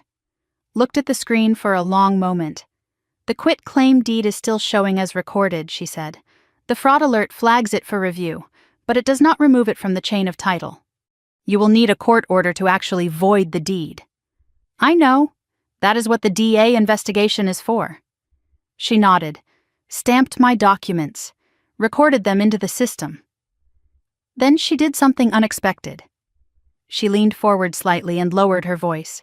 "I looked at this deed yesterday after you left. The notary acknowledgement. What about it?" She glanced around to make sure no one was listening. "The commission number, with the crossed-out digit." I remembered. The clerk from Civil Division had shown me the same thing. A tiny correction that should have triggered a rejection, but somehow went through. "I ran the number," she said quietly. "The original number, before the correction. It belongs to a notary named Gerald Hoffman. The corrected number belongs to Carla Mendez." My breath caught. "Gerald." She saw my reaction. "You know that name?" I just received a text mentioning someone named Gerald. I thought it was a first name. Gerald Hoffman, she said. He was a notary in this county until about 10 years ago. His commission was revoked for falsifying documents. I stared at her. He was a notary? Was. The state pulled his commission after he got caught notarizing signatures he never witnessed. Sound familiar? It sounded exactly like what Carla Mendez had just confessed to doing, except Gerald Hoffman had been caught and punished. And apparently, he had not stopped working. Do you have an address for him? I asked. She shook her head. That information would not be public anymore. His commission file is sealed since the revocation, but he is connected to this deed somehow. His old commission number was on the document before it was corrected. She held my gaze for a moment. I cannot tell you what to do with that information, but if I were you, I would want to know why a revoked notary's number appeared on a forged deed, and why someone corrected it to a different notary before filing. I thanked her and walked out of the recorder's office with my mind racing. Gerald Hoffman, a disgraced notary with a revoked commission. Someone who knew how to forge documents because he had been caught doing it before. Someone whose commission number had been on my deed before it was changed to Carla Mendez. That was not a coincidence. That was a connection. I drove home and locked myself inside, opened my laptop, started searching. Gerald Hoffman was not hard to find once I knew what I was looking for. Public records showed a bankruptcy filing 8 years ago, a foreclosure on a property in Ridgewood 5 years after that, a string of civil judgments for unpaid debts, the portrait of a man whose life had collapsed after losing his notary commission, a man who might be desperate enough to help people forge documents for money. But the real discovery came when I searched for connections between Gerald Hoffman and my father. I found a business registration from 1992, a printing company called Hoffman and Ward Printing Services. 2 names listed as partners: Gerald Hoffman, Mark Ward. My father and Gerald had been business partners 30 years ago, before I was born, before the family moved up in the world, before my parents became the polished, respectable people they pretended to be. They had started a printing business together, a business that would know how to create documents, how to make things look official, how to forge. I kept digging. The business had dissolved in 1997. No public record of why. But I found a civil court case from the same year, Hoffman versus Ward, a lawsuit that had been settled out of court. The details were sealed, but the existence of the case told me enough. Gerald and my father had been partners. Then they had become enemies. And now, 25 years later, Gerald's commission number had appeared on a forged deed designed to steal my house. I pulled out my phone and looked at the text message again. You should probably ask your parents about their friend Gerald before he asks about you. Friend. The word dripped with sarcasm. Gerald was not my parents' friend. He was someone they had wronged decades ago. Someone who might have been waiting for an opportunity to get even, or someone they had pulled back into their orbit when they needed someone who knew how to make fake documents. I needed to find him. I needed to understand what his role was in all of this. But I also needed to be careful. The text had felt like a warning, maybe a threat. Gerald knew my phone number. He knew about the hearing. He knew things he should not know unless he was deeply involved. Walking up to his door unprepared could be dangerous. I called Detective Reyes at the DA's office. The referral from Judge Halprin had included her contact information. She answered on the 3rd ring. This is Detective Reyes. This is Tessa Ward. Judge Halprin referred my case to your office this morning. Fraudulent deed and conspiracy. Yes, Ms. Ward, I have the file on my desk. What can I do for you? I found something, a name. Gerald Hoffman. He was a notary whose commission was revoked 10 years ago. His old commission number appeared on the forged deed before it was corrected to Carla Mendez. There was a pause. How did you discover this? The county recorder's clerk noticed the correction. She looked up both numbers. Another pause. Longer this time. Ms. Ward, I appreciate you sharing this information, but I need to ask you not to pursue this on your own. If Gerald Hoffman is involved, This investigation just became more complicated. Let us handle it. I understand, I said. But I need to tell you something else. I received a text message today from an unknown number. It mentioned Gerald by name, suggested I ask my parents about him. Detective Reyes was quiet for a moment. Forward that message to me, along with any other threatening communications you have received. I will. And Ms. Ward. Be careful. If someone is watching you closely enough to know about Gerald, they are watching closely enough to know when you leave your house. Do not go anywhere alone until we understand what we are dealing with.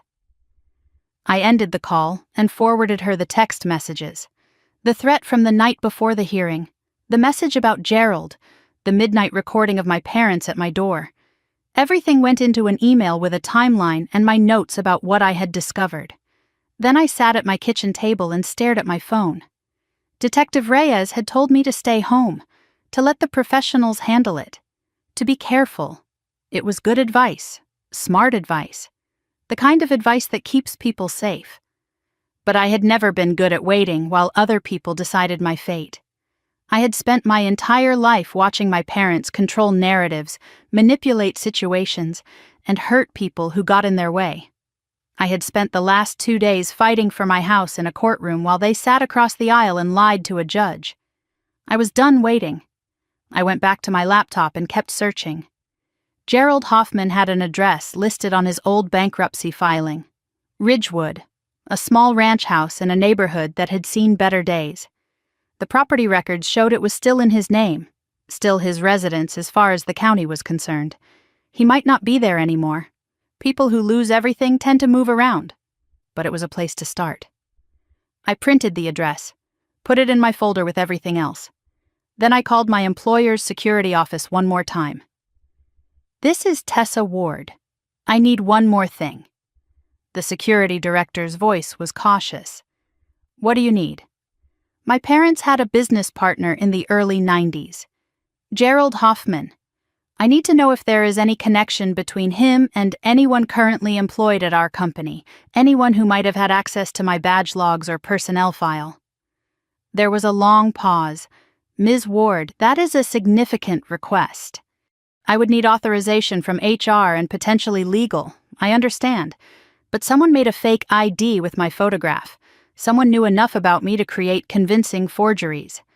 If that person had inside access, I need to know. Give me 24 hours, he said. I will see what I can find. I ended the call and looked at the clock. It was just after 2 in the afternoon. I had spent hours researching, calling, documenting. The house was quiet around me. The same house my grandfather had left me. The same house my parents had tried to steal. The same house that apparently contained secrets I had not yet found. I walked through the rooms slowly, looking at everything with new eyes.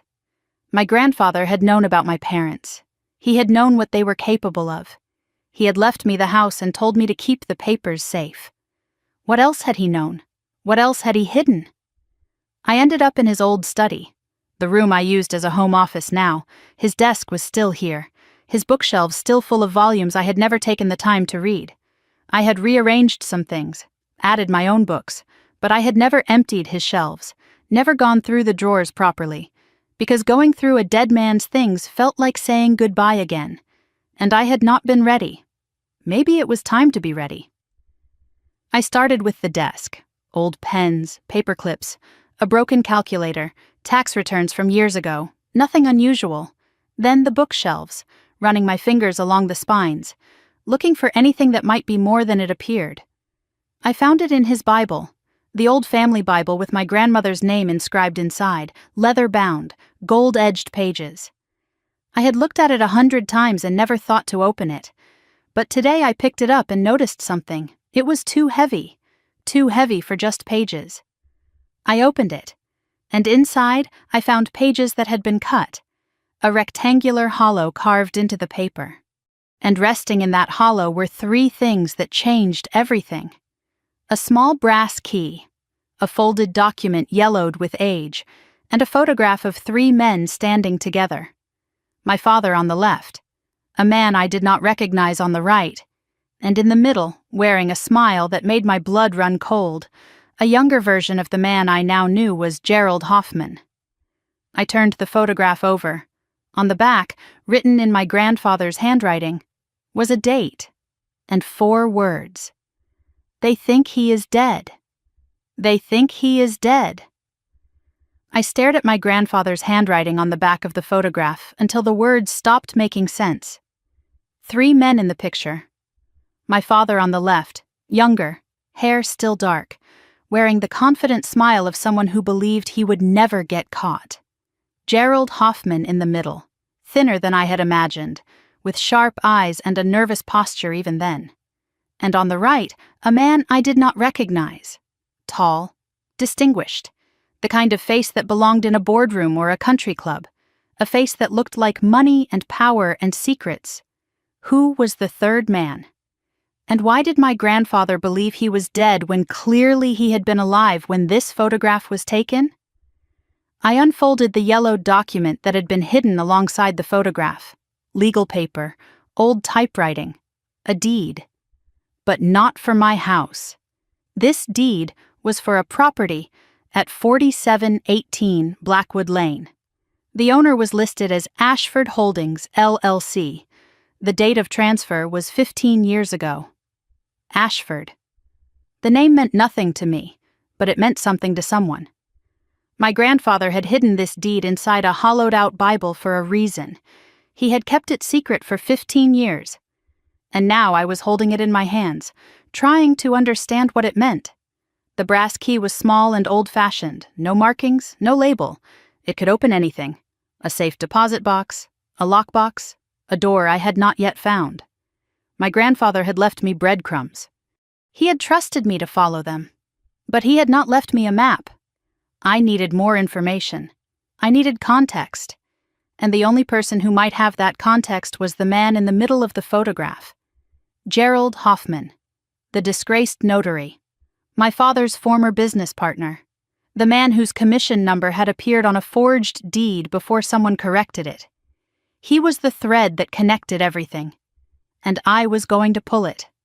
The drive to Ridgewood took 40 minutes. Suburban sprawl gave way to older neighborhoods, houses built in the 70s and maintained with varying degrees of care, strip malls with empty storefronts, gas stations with prices that suggested the economy had not quite reached this part of town, the kind of place people end up when their plans do not quite work out, the kind of place where a man who lost his notary commission and declared bankruptcy might try to disappear. Gerald's house was a small ranch with faded blue siding. The lawn needed mowing. A pickup truck sat in the driveway with rust around the wheel wells. Not the house of a successful man. The house of someone who had been left behind. But there were signs that Gerald was not just living here, he was hiding here. A security camera hung over the front door, new, expensive. It did not match the rest of the house. Another camera pointed at the driveway, covering anyone who approached from the street. The blinds on every window were closed. No light visible from inside despite it being mid-afternoon. Gerald was watching. He was waiting. He had been expecting someone to come looking for him, and he wanted to see them first. I parked across the street and watched for 10 minutes. No movement inside, no lights turning on or off. But the truck was here. He was home. He was just deciding whether to answer. I got out of my car and walked across the street with deliberate calm. I had faced my parents in court. I had faced a notary's lies. I had faced threats delivered at midnight and messages from unknown numbers. A nervous man in a rundown house was not going to break me, but I kept my phone in my hand anyway, just in case. I knocked 3 times, firm but not aggressive. The knock of someone who expected an answer. Silence inside. Then footsteps, slow, hesitant. A shadow passed the peephole. The door opened partially, chain still on, just like my door had been the morning Deputy Romero showed up. A man's face appeared in the gap, mid-60s, gray stubble, bloodshot eyes. He looked like he had not slept in days, or weeks. "You are Tessa." Not a question. He knew my face. He had seen it before. On the ID he helped create, yes. "And you are Gerald." His eyes darted past me, scanning the street. Looking for someone else, looking for danger. You should not be here. You texted me. You mentioned yourself by name. I was warning you.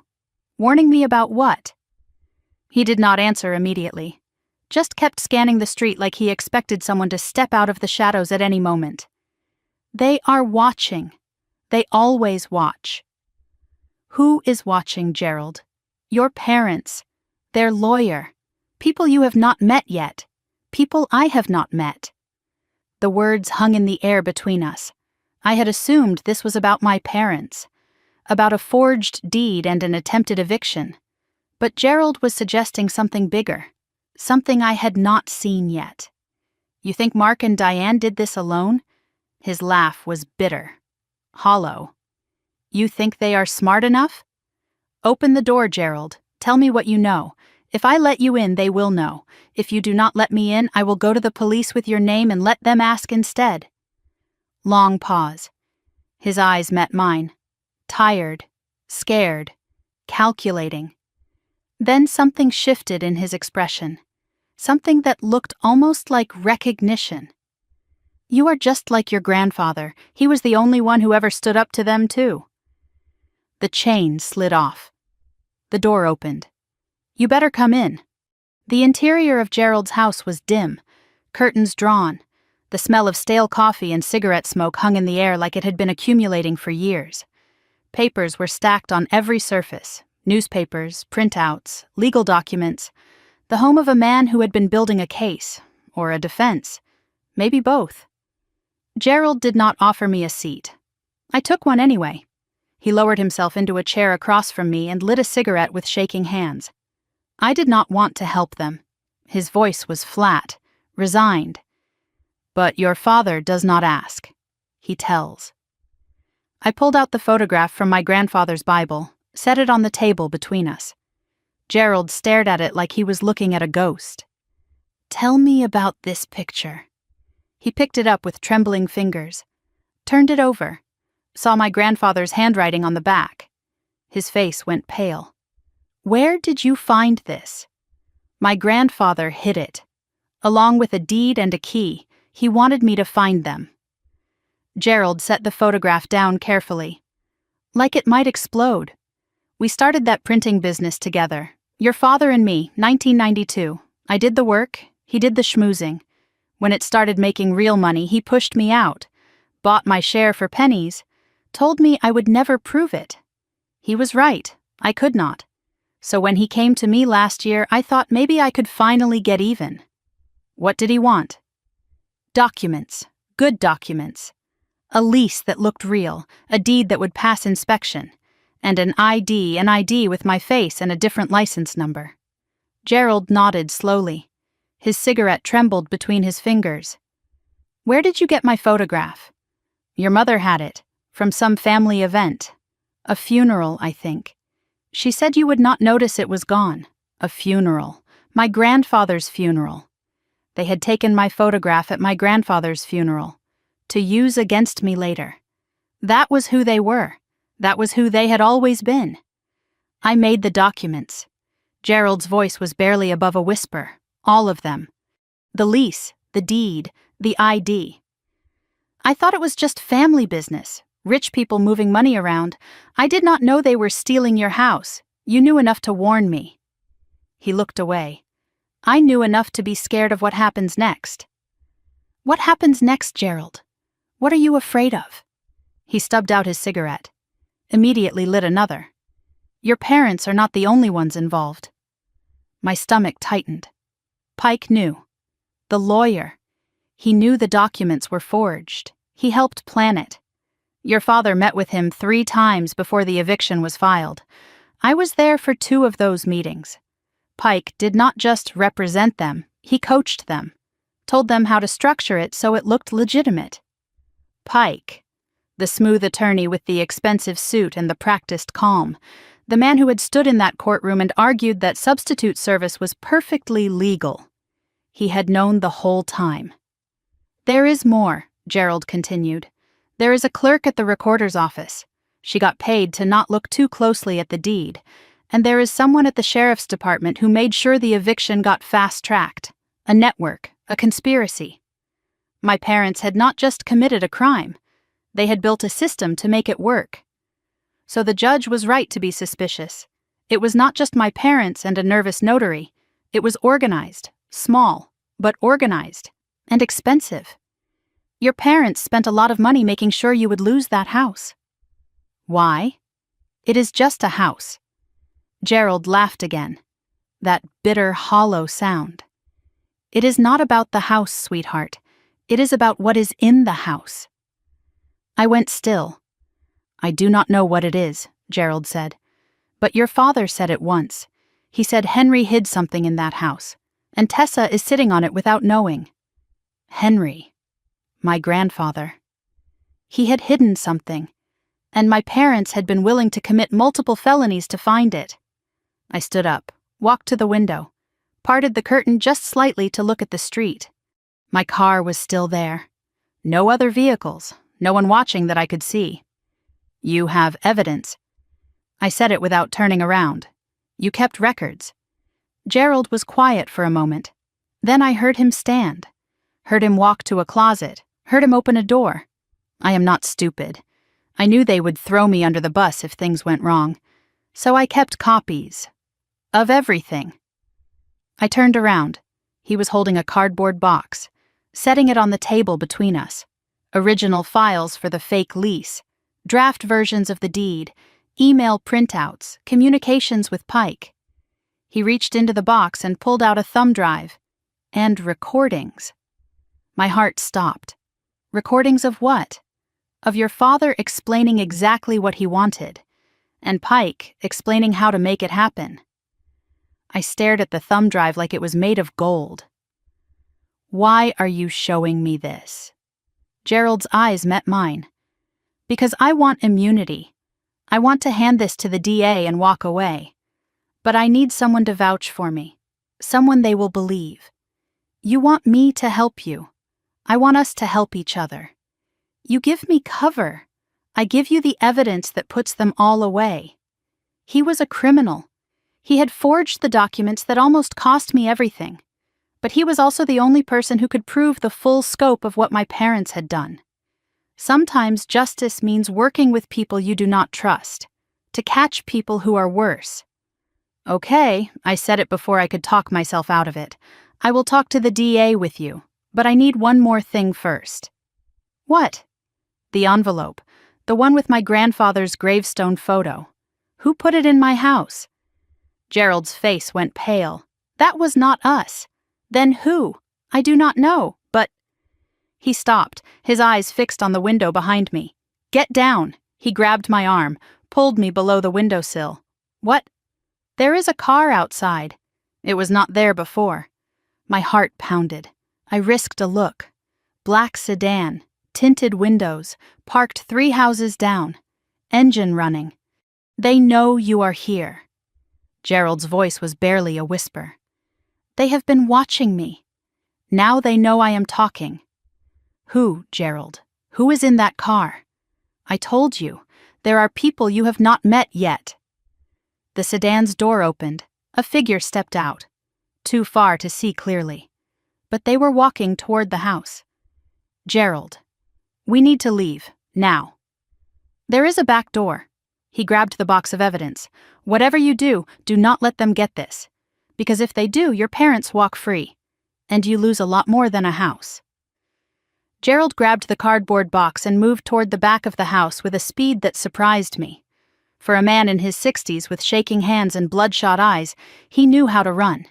He had been practicing this escape in his mind for years, waiting for the day he would have to use it.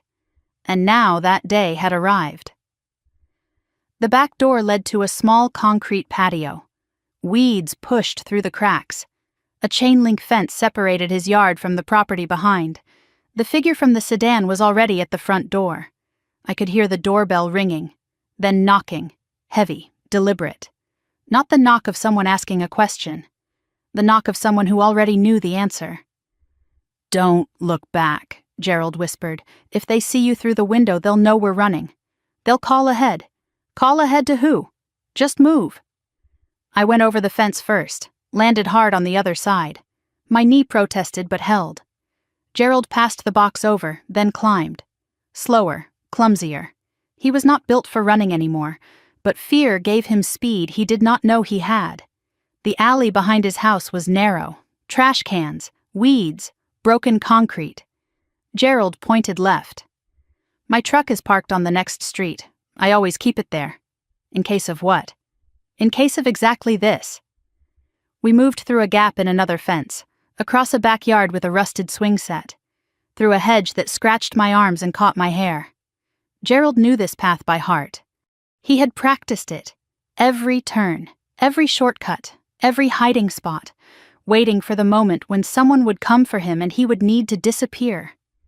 I risked a look back. Between houses I could see Gerald's front door. It was open now, a figure standing inside, not entering, just standing, watching the house like they owned it, like they owned everything my parents touched. The figure was too still, too patient. Whoever was at that door was not worried about us escaping. They were waiting, like they knew where we would end up anyway. Gerald's truck was parked on a residential street 1 block over, different from where I had left my car.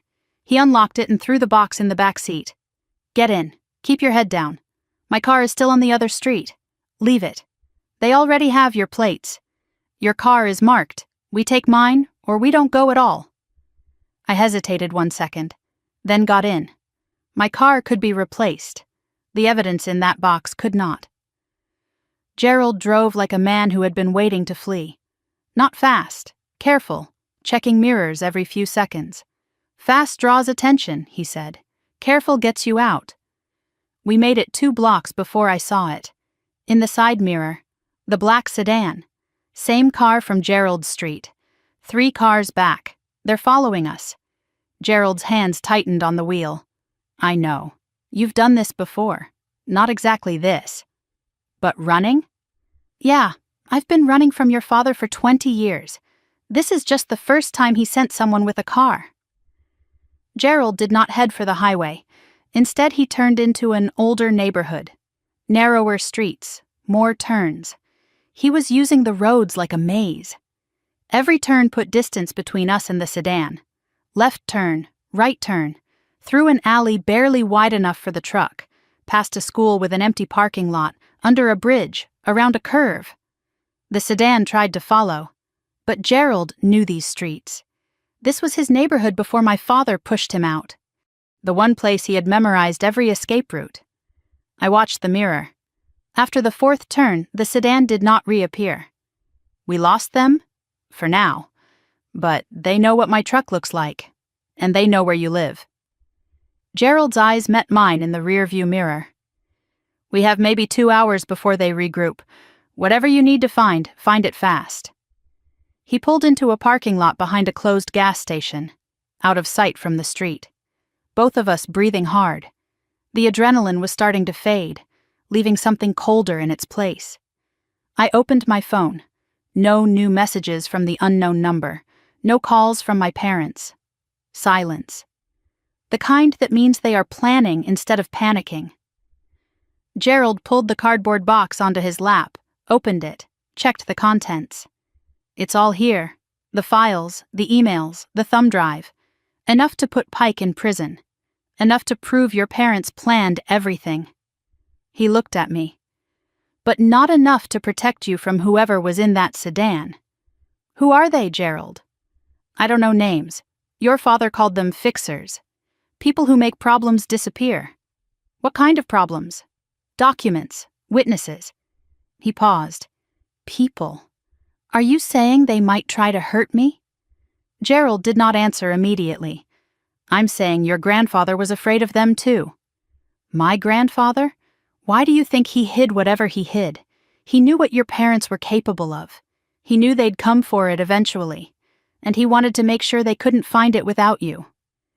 We sat in silence for a moment, processing, planning, trying to understand what we were dealing with. We have 2 options, I said. We go to the police now, hand over everything, the files, the emails, Gerald's recordings, let them arrest my parents, Pike, everyone. Gerald shook his head. And then what? The fixers disappear. The evidence ties to us. Your parents hire new lawyers, claim they were victims of a scheme.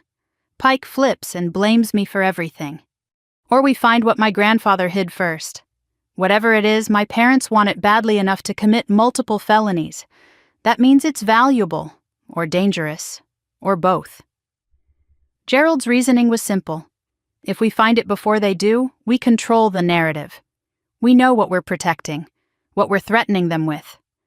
Right now, we're just running. We need leverage. And your grandfather wanted you to have it. I sat in that truck, smelling cigarette smoke and old vinyl. Thinking about my grandfather, he had trusted me with the house. Maybe he had trusted me with more than that. Maybe he had been waiting for me to look. Okay. We go to the house first. But we go now.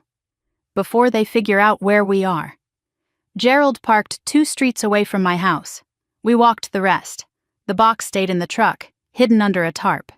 Carrying a box of evidence makes you a target, he said. Walking empty-handed makes you invisible. The house looked the same.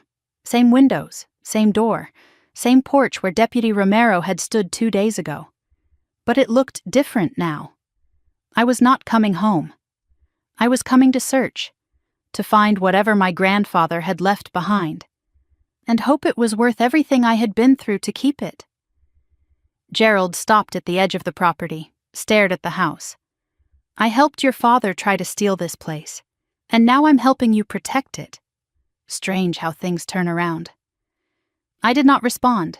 Forgiveness was not on the table, but cooperation was. And right now that had to be enough. Inside, I checked every room. Empty, undisturbed. No envelopes on the counter this time. No signs of intrusion. Maybe they were watching Gerald. Maybe they had not found this place yet. Or maybe they were waiting for us to find what they could not. I pulled out the photograph I had found in my grandfather's Bible. Set it on the kitchen table alongside the deed and the key. Gerald stared at the photograph. His face went pale. Then paler. Where did you find this? Hidden in my grandfather's Bible, along with the deed and the key. He picked up the photograph with trembling fingers. Looked at the 3 men. My father, himself, and the 3rd man. Do you know who that is? I pointed to the man on the right. Gerald's voice came out strangled. Victor Ashford. Who is Victor Ashford? Your father's first partner. Before me, before the printing business. They had something else, something bigger. He set the photograph down like it was burning his fingers. Victor was the brains. Your father was the face. Pike was the legal muscle. Together they ran a real estate development company, back in the 90s, before everything went corporate. What kind of development? The kind that makes money by not asking questions. They'd buy distressed properties, foreclosures, estates in probate, then flip them fast, before anyone could challenge the titles. Sometimes the titles were clean, sometimes they weren't. What happened? Victor wanted out. Around 2008, 2009, the economy crashed, the deals got dirtier. He said he was going to talk, going to make things right. Gerald paused, lit a cigarette with shaking hands, then he died. Car accident on the highway, single vehicle, no witnesses. Case closed in a week. I looked at the photograph, at Victor Ashford's face, confident, alive. Then I turned it over, looked at my grandfather's handwriting, the date, 13 years ago. This photograph is dated 13 years ago. Yes. You said Victor died 15 years ago. Gerald nodded slowly, his face gray. That's what everyone said. That's what the obituary said. That's what your parents told anyone who asked. He pointed at the photograph. But this picture was taken 2 years after his funeral. I stared at him, the implication settling into my bones like ice. If Victor was alive 2 years after his funeral, then he didn't die in that car accident. Which means the accident was staged. Which means Gerald finished for me. Which means your father and Pike helped a man disappear. Or they made him disappear. And the only question is whether Victor was in on it or if he's buried somewhere no one's ever going to find. I looked at the deed. 4718 Blackwood Lane, Ashford Holdings LLC. This property, Blackwood Lane, what is it? Gerald's eyes widened. That's the property that was supposed to be Victor's retirement. He bought it years before. Land outside the city, 20 acres, a farmhouse, a barn. He used to talk about it. Said he'd move there when he was done with the business. After he died, your father claimed it went to the company. But this deed shows it transferred to Ashford Holdings, Victor's own company, right before he was supposed to die. So Victor transferred his property to his own company, right before he supposedly died in a car accident. Either he was planning to disappear, or someone wanted to make sure the property stayed hidden. My grandfather had this deed, which means he knew about the property, which means he knew Victor didn't die in that accident. Gerald nodded. Your grandfather was their accountant back then, before he retired. He saw all the paperwork, and he kept the pieces that didn't add up, waiting for someone to put them together. I looked at the brass key. Small, old-fashioned, no markings. What does this key open? Gerald stared at it for a long moment. Victor had a safe, in the barn at Blackwood Lane. He showed me once, years ago. Said it was where he kept his insurance, everything, every deal, every payment, every handshake that went wrong. He said if anything ever happened to him, the safe would tell the whole story. After he died, your father tore that barn apart looking for it. Never found anything. Unless my grandfather got there first. Unless he took what was in the safe before anyone could destroy it, and kept it hidden for 15 years. I looked at the key. If this opens that safe, and the safe is still at Blackwood Lane, then whatever's inside could prove everything. The staged death, the fraud, the cover-up. Gerald nodded. All of it. My phone buzzed. Unknown number, new message. You're getting closer, but you're not there yet. The barn isn't empty anymore. And Victor says hello. I showed Gerald the message. His face went white. Victor says hello. He's alive, I said. Victor Ashford is still alive. And he knows we're looking for him. Gerald's hands were shaking so badly he could barely hold his cigarette. If Victor's alive, then this isn't just about your house. This is about a 15-year cover-up, and everyone involved has a reason to make sure you never find the truth. I looked at the key in my hand, at the photograph on the table, at the deed to a property that might hold all the answers. Then we need to get to Blackwood Lane, before they do. Gerald shook his head. If Victor's there, we're walking into a trap. If Victor's there, he's the trap. And I'm done being afraid of people who think they can control my life. I pocketed the key. Call Detective Reyes. Tell her where we're going. If we're not back in 2 hours, she sends backup. And if Victor tries to stop us? Then Victor becomes evidence too.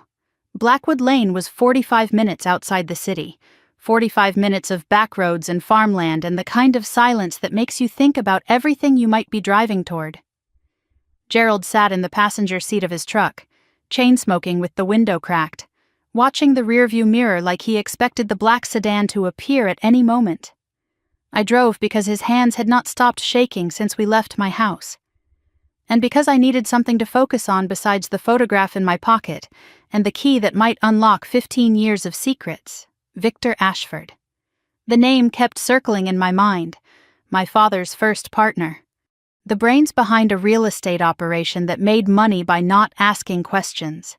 A man who supposedly died in a car accident 15 years ago, but appeared in a photograph dated 2 years after his funeral. A man who might be waiting for us at the end of this road. Tell me more about Victor, I said. Everything you know. Gerald lit another cigarette. His fourth since we left. Victor was smart. Smarter than your father ever was. He understood how to move money, how to hide transactions, how to make problems disappear on paper. Your father had the charm. Pike had the legal cover. But Victor was the one who made it all work. What kind of deals were they doing? Real estate fraud, mostly. They would identify properties in distress, foreclosures, estates where the heirs were fighting or didn't know what they had. Sometimes they would buy the properties legitimately, but sometimes they would forge documents, create fake liens, manufacture title disputes that forced owners to sell cheap. Gerald blew smoke toward the cracked window. When the market crashed in 2008, things got worse. The deals got dirtier. Victor started talking about getting out, about going to the authorities and making things right. And then he died. Gerald nodded. Single car accident. Supposedly lost control on a highway outside the city. No witnesses. The car burned. The body was too damaged for an open casket. You went to the funeral. I went to the funeral. Your parents were there. Pike was there. Everyone cried.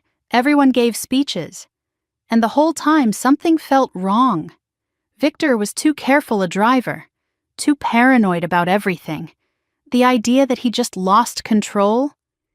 You didn't believe it. I didn't have proof. And I was in no position to ask questions. Your father had already pushed me out of the printing business. I was broke, desperate. I needed to stay on his good side just to survive. Gerald's voice dropped, so I kept my mouth shut. And I watched your father get richer while Victor's memory got buried alongside whoever was really in that coffin. The road narrowed as we moved further from the city. Houses became fewer, fields stretched out on either side. The kind of landscape where you could hide almost anything. What happened to Victor's assets after he died? Most of them went to the company, Ashford Holdings. But the company was controlled by your father and Pike. So everything Victor built ended up in their pockets, including Blackwood Lane. But your grandfather's deed shows the property transferred to Ashford Holdings before Victor died, which means either Victor moved it himself as part of a plan to disappear, or someone forged the transfer to make sure the property stayed hidden. I thought about that. My grandfather had kept the deed for 15 years. He had seen something wrong and documented it. But he had not gone to the police. He had not exposed anyone. He had just hidden the evidence and waited. Why didn't my grandfather do something? He had proof that Victor might be alive. Why just hide it? Gerald was quiet for a long moment. Because Mark is his son. Your grandfather loved your father, even knowing what he was capable of. He couldn't turn in his own child. But he couldn't destroy the evidence either. So he hid it, kept it safe. Maybe hoping someday your father would change. Maybe hoping someone else would find it and do what he couldn't. Someone like me. You're the one he trusted with the house. You're the one who would fight back. He knew that. He planned for it. The GPS told me to turn right onto an unmarked road. Gravel crunched under the tires. Trees closed in on both sides, blocking the late afternoon sun. We're close, I said. Gerald checked the mirror again. Still no sedan. But that didn't mean anything. We should have called Detective Reyes before we left. I did. Left a voicemail explaining where we were going and why.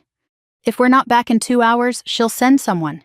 And if Victor's there waiting for us, then we find out what he wants. And we get answers. The property appeared around a bend in the road.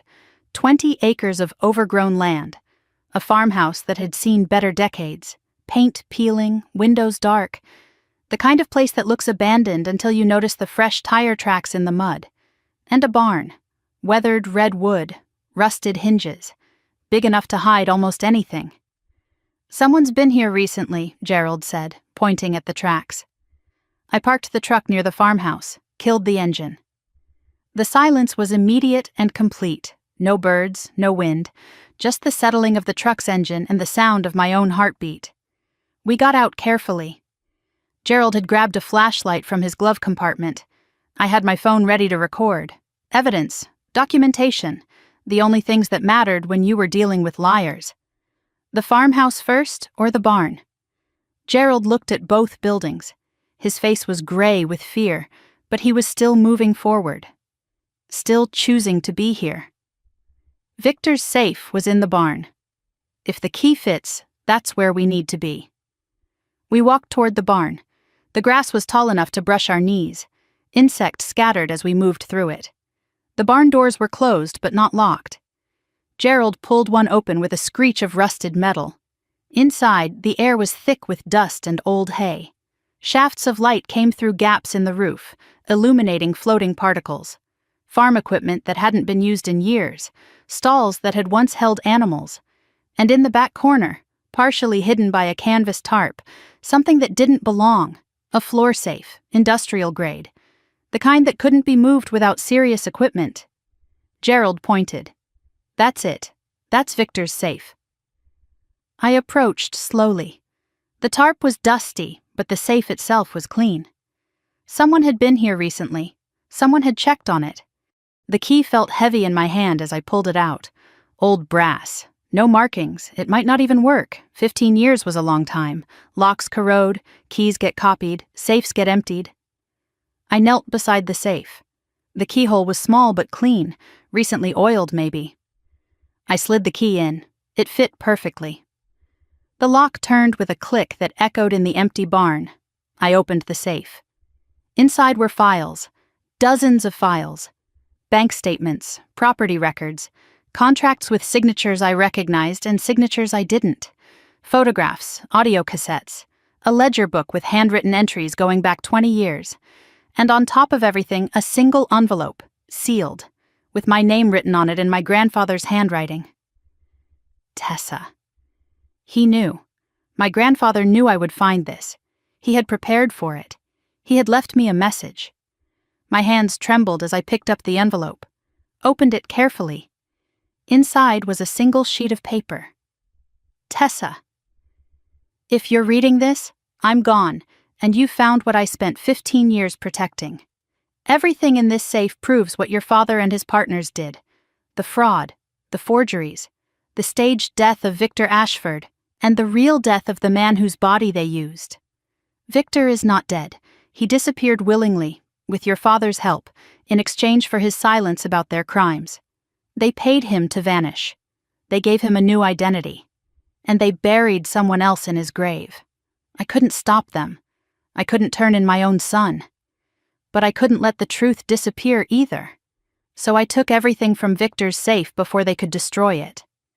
I've been holding it ever since, waiting for the right moment. That moment is now. You are the only person I trust to do what I couldn't. Use this evidence to protect yourself. Expose the truth. And don't let them win. I love you. I always have. Grandpa Henry. I stood there holding my grandfather's letter, tears streaming down my face. He had known. He had watched his own son become a criminal and felt powerless to stop it. But he had not been completely powerless. He had saved the evidence. He had left it for me to find. Tessa. Gerald's voice was sharp, urgent. We need to go. Now. I looked up. He was at the barn door, looking toward the road. There's a car coming. Black sedan. My heart stopped. I grabbed the envelope, shoved files into my bag. As many as I could carry. The thumb drive, the recordings. Is there anything digital in there? Gerald helped me search. Found a small hard drive at the bottom of the safe. Unmarked but clearly important. I grabbed it, closed the safe, left it unlocked because there was no time. Back door? Gerald pointed to a gap in the barn's back wall, wide enough to squeeze through. We ran. Outside, the tall grass swallowed us. We moved low, fast, heading for a tree line at the edge of the property. Behind us, I heard car doors closing. Voices. At least 2 people, maybe more. We made it to the trees just as flashlight beams swept across the barn entrance. They know we were here, Gerald whispered. Then we need to keep moving. We pushed through the trees, branches scratching, roots threatening to trip us. The truck was on the other side of the farmhouse, too far, too exposed. My phone buzzed, unknown number. Against every instinct I answered, Ms. Ward. A male voice, calm, cultured, familiar in a way I couldn't place. My name is Victor Ashford. I believe you have something of mine. My blood froze. I'd like it back, and I'd like to have a conversation, in person, at your house, in 1 hour.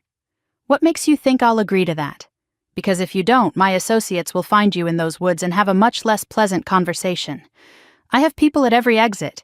You're not leaving Blackwood Lane without my permission. What do you want? I want the evidence you just took from my safe. I want the key your grandfather stole, and I want to make you an offer." "What kind of offer?" "The kind that lets everyone walk away. Your parents go back to their lives. You keep your house. I disappear again. Everyone wins." "And if I say no?" "Then my associates search your property. And when they're done, there won't be a property left to keep." I looked at Gerald. His face was white with terror. "1 hour," Victor said. "Your house. Come alone or don't come at all. And Ms. Ward, don't bother calling the police. By the time they arrive, this will all be over, one way or another." The line went dead. Gerald grabbed my arm. "We can't go back there. It's a trap. Everything's a trap. But I have evidence now. Real evidence. And Victor doesn't know I already sent Detective Reyes a voicemail." I started moving toward the road. Gerald followed reluctantly. "If we go to my house, we control the environment. We know the exits. We know the hiding places. And if Victor's people get there first, then we improvise. But I'm done running.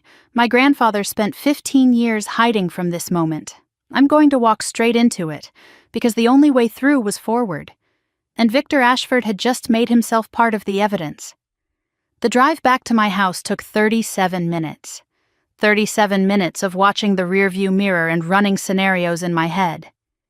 Victor Ashford had given me 1 hour. I had used half of it getting off his property and back onto the main road. Now I was racing toward a confrontation I had not chosen but could not avoid. Gerald sat beside me, clutching the bag of evidence like it was the only thing keeping him tethered to reality. His hands had stopped shaking.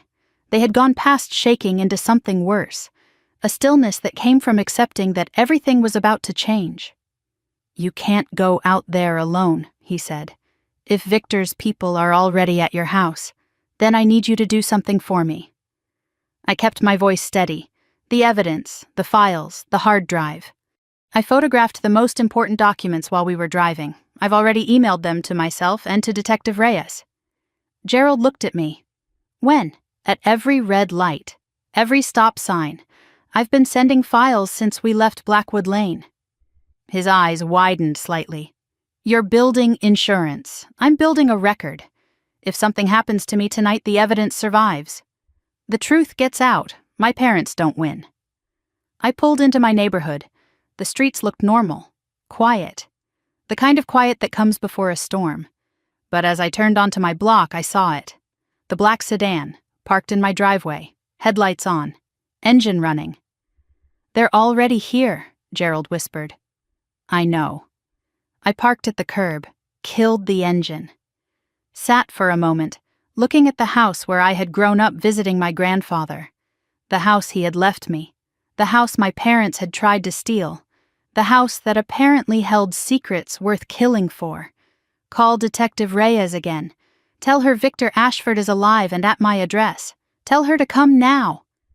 Gerald pulled out his phone. His hands were steady now. Purpose had replaced panic. "What are you going to do? I'm going to buy us time." I got out of the truck and walked toward my house, toward the sedan, toward whatever was waiting for me on the other side of this moment. The front door of the sedan opened as I approached. A man stepped out. Mid-60s, silver hair, expensive coat that probably cost more than my monthly salary. He looked like money that had learned to hide, the kind of wealth that does not want attention because attention asks questions. His face matched the photograph from my grandfather's Bible. Older now, thinner, but unmistakable. I was looking at a ghost, a man my family had buried 15 years ago, a man who had been watching ever since, Tessa Ward. His voice was cultured, controlled, the voice of someone who had spent years practicing how to sound reasonable while doing unreasonable things. "You look like your grandfather. Same stubborn jaw, same eyes that don't flinch. He was the only person your father was ever afraid of. I'm beginning to understand why. You're supposed to be dead." Victor smiled. Cold. Practiced. the smile of someone who had heard that statement before and enjoyed the reaction it provoked. Death is a matter of paperwork. Your father taught me that. Among other things. 2 other figures stood near a second car, the one that must have been blocking my back alley. They did not approach, just watched, fixers, the kind of people who get paid to solve problems. And I was the problem now. "Let's make this simple," Victor said. "You have something that belongs to me, a key, a deed, a photograph, things your grandfather stole from my safe 15 years ago. I want them back. Your safe? My safe, my evidence, my insurance policy. Your grandfather took it before I could disappear properly. He's been holding it over your father ever since. A lovely, quiet arrangement. Until he died and left everything to you." My mind raced. My grandfather had not just hidden the evidence, he had used it. He had kept my father in line with it for 15 years. "For 15 years, Henry and I had an understanding," Victor continued. "He kept quiet about my survival. I stayed away from the family. Your father paid us both to maintain the peace." "Paid you?" "Silence has a price. Your father met it every month. A lovely arrangement. Until you started digging.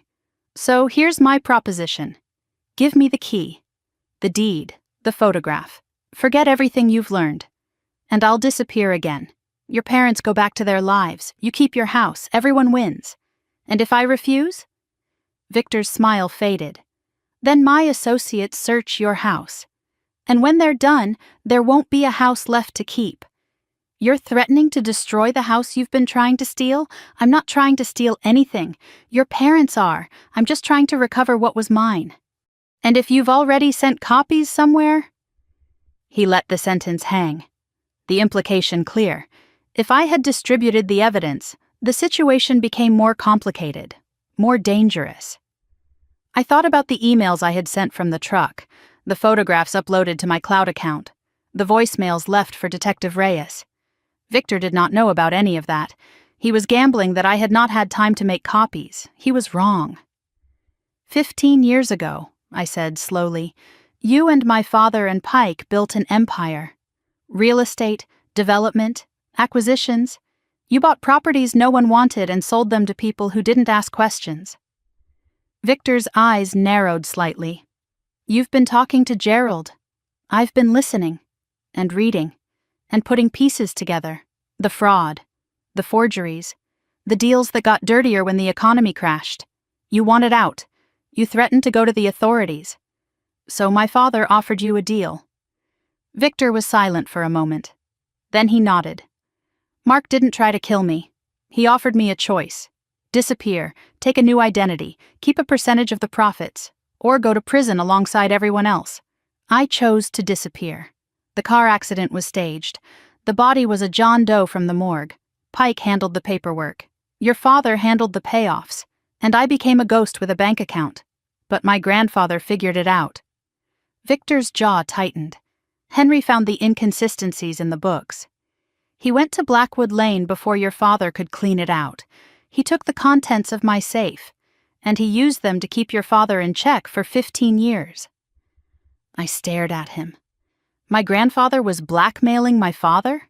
He called it maintaining balance. Your father couldn't expand, couldn't make new deals, couldn't take risks. Every time he tried, Henry reminded him what was at stake. Your grandfather was the only reason your parents stayed small, the only reason they didn't become something worse. Then my grandfather died. And your father saw an opportunity. No more blackmail, no more balance. Just one granddaughter standing between him and freedom. He thought if he could get the house, he could find the evidence, destroy it, start over. What he didn't know was that Henry had already hidden everything, in places only someone who loved that house would find. My grandfather left me the house because he knew my parents would come for it, and he knew I was the only one who would fight. Victor nodded slowly. He trusted you with his secrets. Now the question is what you'll do with them. I understood now, the full scope of what my grandfather had done. He had spent 15 years protecting me from a truth he could not speak.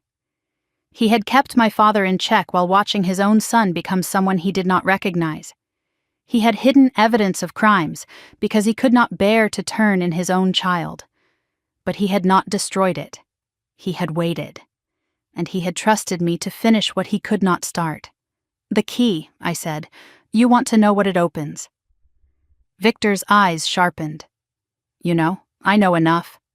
The safe in the barn. The one my father tore apart looking for after your funeral. He never found anything because my grandfather got there first. What's in it? Everything. Contracts, recordings, bank records. Enough to put my father in prison for life.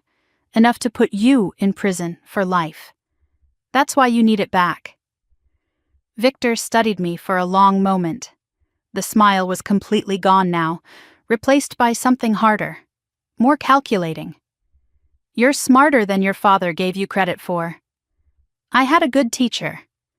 I reached into my pocket, pulled out my phone, held it up so he could see the screen. "Before I walked out here, I photographed everything. The deed, the photograph, the documents from your safe. I emailed them to the district attorney's office. I emailed them to a cloud account with automatic distribution if I don't log in every 12 hours. I emailed them to 3 journalists who cover financial crimes in this state." Victor's face changed. Just slightly. But enough. Destroying my house doesn't destroy the evidence. It just adds more charges. Arson, intimidation, conspiracy. You'll go from ghost to fugitive. And my father will give you up to save himself. You know he will." Victor stared at me. The silence stretched like a wire about to snap. And I realized I was holding the knife. Then I heard sirens. Faint at first, then clearer, approaching. Victor's head snapped toward the sound. His associates shifted positions near their car, suddenly alert, suddenly nervous. "You called the police," Gerald did. "While I was keeping you talking. Detective Reyes knows you're alive. She knows you're at my house. She's bringing everyone." Victor's carefully constructed calm finally cracked. "You don't know what you've done. I know exactly what I've done. I ended it, the way my grandfather should have 15 years ago." Victor looked at his associates, looked at the approaching sirens, looked at me. "This isn't over. It's over enough. My parents will talk to save themselves. Pike will flip in an hour, and you can run again. Or you can stay and tell your side." I held his gaze. "Either way, the evidence is out, and it's not going back in the box." Victor opened his mouth to respond. But before he could speak, headlights swept across the driveway. Another car, not police. I recognized it immediately. My father's car. Both doors opened. Mark and Diane Ward stepped out. My mother's face was twisted with fury. My father's face was blank. The calculator running, trying to figure out how to survive what was happening. They must have followed the police scanner. Or Pike called them. Or they had been circling this house all night, waiting for the moment to strike. My father stopped mid-stride when he saw Victor. "Victor, hello Mark, after all these years. I was just telling your daughter how you made me disappear. She's a good listener. Better than you ever were." The police sirens were loud now, close, blue lights visible at the end of the street. 3 generations of lies standing in the light. My father, my mother, the man they had helped fake his death, and me, standing in the middle of it all with my grandfather's evidence in my phone and his courage in my chest. My mother screamed something at my father. My father shouted back. Victor laughed, the sound of a man with nothing left to lose. The first police car turned onto my street, and I stood there watching it all burn down. The first police car stopped at the edge of my driveway, then a second, then a third. Blue lights painted everything in flashes of cold color. My father stood frozen near his car, watching the officers emerge with their hands on their weapons. My mother had stopped screaming. She was staring at the scene like she could not understand how her careful plans had collapsed into chaos. And Victor Ashford, the man who had been dead for 15 years, stood in the middle of it all with the calm expression of someone who had always known this moment would come. Detective Reyes stepped out of an unmarked car that pulled up behind the patrol units. She was younger than I expected. Sharp eyes, professional posture, the kind of person who had seen enough lies to recognize truth when it finally appeared. Tessa Ward? Yes. She looked at Victor, then at my parents, then at the two men near the second sedan who had started edging toward their vehicle. "Nobody moves," she said loudly. Her voice carried across the driveway with the authority of someone who meant every word. "We have a lot to discuss." Victor's associates stopped. My father's hands dropped to his sides. My mother clutched her purse like it could protect her from what was coming. Detective Reyes approached me first. "You left me a voicemail about Victor Ashford being alive. I thought it was a prank until I ran his name through our database." "What did you find?" She glanced at Victor. "A death certificate from 15 years ago, a closed case, and an insurance payout of $2.3 million to his business partners." My father made a sound, half cough, half denial. The sound of a man watching his escape routes disappear one by one. "That insurance payout was fraudulent," I said. "Victor didn't die. He staged his death with my father's help. They buried someone else in his grave." Detective Reyes nodded slowly. "We're going to need statements from everyone. Starting with you." The next 3 hours were a blur of questions and answers and documentation. Officers separated us. My parents in one car, Victor in another. Gerald in the back of Detective Reyes's unmarked sedan, talking faster than I had ever heard him talk, spilling everything he knew in exchange for the immunity he had been promised. I sat on my own porch, wrapped in a blanket someone had given me, watching my childhood fall apart in slow motion. Pike arrived 45 minutes into the process. Someone had called him. Maybe my father from the back of a police car, maybe an assistant who had heard about the arrest on a scanner. He pulled up in his expensive car with his expensive suit and his expensive confidence, ready to make everything go away the way he always did. But when he saw Victor Ashford standing in handcuffs near a patrol car, his face went white. He knew. In that moment, he knew that everything he had helped build was about to collapse. Detective Reyes approached him before he could reach my parents. "Lawrence Pike." "Yes. I'm counsel for Mark and Diane Ward. I need to speak with my clients. Your clients are being detained pending investigation of multiple felonies, and we have questions for you as well." Pike's composure cracked. "Questions about what?"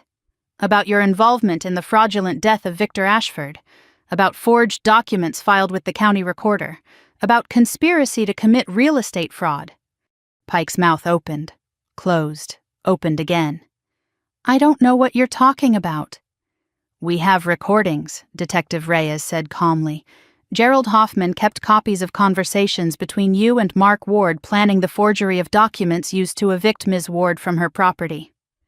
Pike looked at Gerald, who was still talking to officers near the unmarked car. Gerald looked back. And in that moment, the alliance that had lasted 20 years shattered into pieces that could never be reassembled. "I want my lawyer," Pike said. "You're going to need one." They put him in a separate car. 3 expensive lawyers in 3 separate vehicles, waiting to be processed for crimes they had spent years pretending did not exist. My mother tried to speak to me once. An officer was leading her toward a patrol car when she turned and called my name. "Tessa, please, you don't understand. We did this for the family." I stood up from the porch, walked toward her, stopped just close enough that she could hear me clearly. "You forged my name. You tried to steal my house. You took a photograph of me at my grandfather's funeral and used it to create a fake ID. You broke into my home and left a picture of his grave to scare me into giving up." My voice did not shake. My eyes did not water. "That's not family. That's cruelty dressed up in shared DNA. And I'm done pretending otherwise." My mother's face crumpled. For a moment I saw something that might have been genuine grief, or might have been the realization that her manipulation had finally stopped working. "Tessa." "We're not family anymore," I said. "We're a court case, and I hope the judge shows you more mercy than you showed me." The officer led her away. She did not look back. Neither did I. My father never tried to speak to me at all. He sat in the back of his patrol car with his eyes closed, already calculating his defense, already planning how to minimize his exposure, already looking for someone else to blame. That was who he had always been. A man who saw relationships as transactions and loyalty as weakness. My grandfather had spent 15 years trying to contain him. I had spent 3 days exposing him. And now the system would decide what to do with him. Victor Ashford was the last to be loaded into a vehicle. He had been cooperative, almost eager, like he had been waiting for this moment as much as I had. Detective Reyes approached me after Victor's car pulled away. "He's talking," she said. "Everything. The staged death, the insurance fraud, the payoffs to your father. He's giving us names, dates, account numbers. Says he kept records of everything." "Why?" Detective Reyes shrugged. "He says he's tired of running, tired of being a ghost. He'd rather spend his remaining years in prison as Victor Ashford than die alone as someone else." I thought about that. 15 years of hiding, 15 years of watching from the shadows while other people lived his life, spent his money, built on the foundation he had created. Maybe prison felt like freedom compared to that. What happens now? We process everyone. Review the evidence, your grandfather's documents, Gerald's recordings, Victor's testimony. It's going to take time, but we have enough for multiple indictments. And the house? Detective Reyes smiled slightly. The fraudulent deed has already been flagged. With the evidence you provided, voiding it should be straightforward. That house is yours, legally and completely. I looked at the house behind me. Same windows, same door, same porch where I had stood so many times, never knowing what secrets were hidden inside. My grandfather had protected this place. He had protected me. And now, finally, I could protect his legacy. The last police car left around midnight. Gerald came to say goodbye before Detective Reyes drove him to the station for formal processing. He looked different, lighter. Like confession had lifted something he had been carrying for too long. "I meant what I said about immunity," he told me. "I'll testify to everything. Your grandfather deserves that much. My grandfather deserved a lot of things he never got." Gerald nodded. "He was a good man, better than any of us. He tried to hold your father together even when there was nothing left to hold." "I know." Gerald hesitated. Then he said something that surprised me. He talked about you all the time, even before he got sick. He'd say Tessa's the only one who turned out right. She's the only one I trust. I didn't understand what he meant until I watched you in that courtroom, until I saw you stand up to people who had been bullying you your whole life. He looked at the house one last time. "He'd be proud of you. I hope you know that." "I do." Gerald got into Detective Reyes's car. The door closed, the engine started, and then he was gone. Another ghost who had finally decided to become real. I stood alone in my driveway for a long time after everyone left. The night was quiet, the kind of quiet that only comes after chaos has exhausted itself. Stars were visible above the trees, the same stars my grandfather and I had watched from this porch when I was a child, the same sky that had covered all of us, liars and truth-tellers alike, for all these years. I walked inside. The house felt different now, not haunted, not burdened, just quiet. The kind of quiet that comes from finally being safe. I went to my grandfather's study, sat at his desk, looked at the Bible where he had hidden his secrets, the hollow pages, the space where the key and the photograph and the deed had waited for 15 years. He had known this day would come. He had prepared for it. He had trusted me to finish what he could not start. And I had.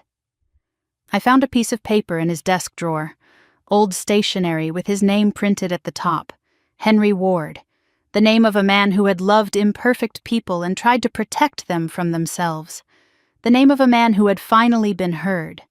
I wrote him a letter. I do not know why. He would never read it. But some things need to be said even when no one is listening. Dear Grandpa, I found everything you left for me, the key, the photograph, the truth. I know what you did and why you did it. I know you couldn't turn in your own son. I know you carried that weight for 15 years. I want you to know that I understand. And I forgive you for the choices you couldn't make. I made them for you. The evidence is with the police. Victor is in custody. Dad and Mom are facing charges. Pike's career is over. The house is safe. Your house, my house, our house. I'm going to take care of it the way you asked me to. I'm going to plant flowers in the garden and fix the squeaky step on the porch and sit on the swing where we used to watch storms roll in. I'm going to live here, really live here, not just survive. I'm going to build a life in the space you protected for me. Thank you for believing in me when no one else did. Thank you for leaving me more than a house. You left me proof that I was worth fighting for. I love you. I always will. Tessa. I folded the letter and put it in the Bible, in the hollow space where his secrets had been. Maybe someday I would take it out and read it again. Maybe someday I would show it to someone who needed to understand what family really means. But for now, it was enough to know it was there. A message to a man who could not hear it. A promise to a ghost who had finally found peace. 3 weeks later, I stood in that same driveway and watched the sun set over my grandfather's house. The title had been corrected. The fraud alert removed. The deed was clean, mine, legally and completely. Gerald had testified. Victor had confessed. Pike had pleaded guilty to 3 counts of conspiracy and was facing disbarment. My parents were out on bail, awaiting trial, forbidden from contacting me by court order. They had tried once, through a lawyer, a letter asking me to drop the charges, to let the family heal, to move forward. I did not respond. Some wounds do not heal, some bridges cannot be rebuilt, and some families are better left as court cases than as relationships. But I was not bitter, I was not broken. I was standing in my own driveway, watching the sky turn orange and pink and purple, breathing air that finally felt clean. My grandfather had trusted me with his secrets. I had honored that trust. I had fought when fighting seemed impossible. I had documented when no one was watching. I had refused to be erased by people who thought they could rewrite my story. And now the story was mine to tell. If you have ever been betrayed by someone who was supposed to protect you, I want you to know something. You are not alone, and you are not powerless. The people who hurt you may have money and lawyers and years of practice at manipulation, but you have something they do not. You have the truth. And the truth, documented and preserved and spoken out loud, is stronger than any lie they can construct. Keep records. Save messages. Protect yourself with evidence. And never let anyone convince you that family loyalty means accepting abuse. Blood does not equal love. Shared history does not equal respect. And walking away from people who hurt you is not betrayal. It is survival. If this story meant something to you, I would love to hear about it. Leave a comment and tell me about a time you had to stand up for yourself when no one else would. Share this with someone who needs to know they are not alone. And if you want more stories about ordinary people finding the courage to fight back against impossible odds, subscribe to this channel and hit the notification bell so you never miss an upload. Thank you for listening. Thank you for staying until the end. And remember, no matter how powerful the people who hurt you seem, the truth is always more powerful. You just have to be brave enough to tell it.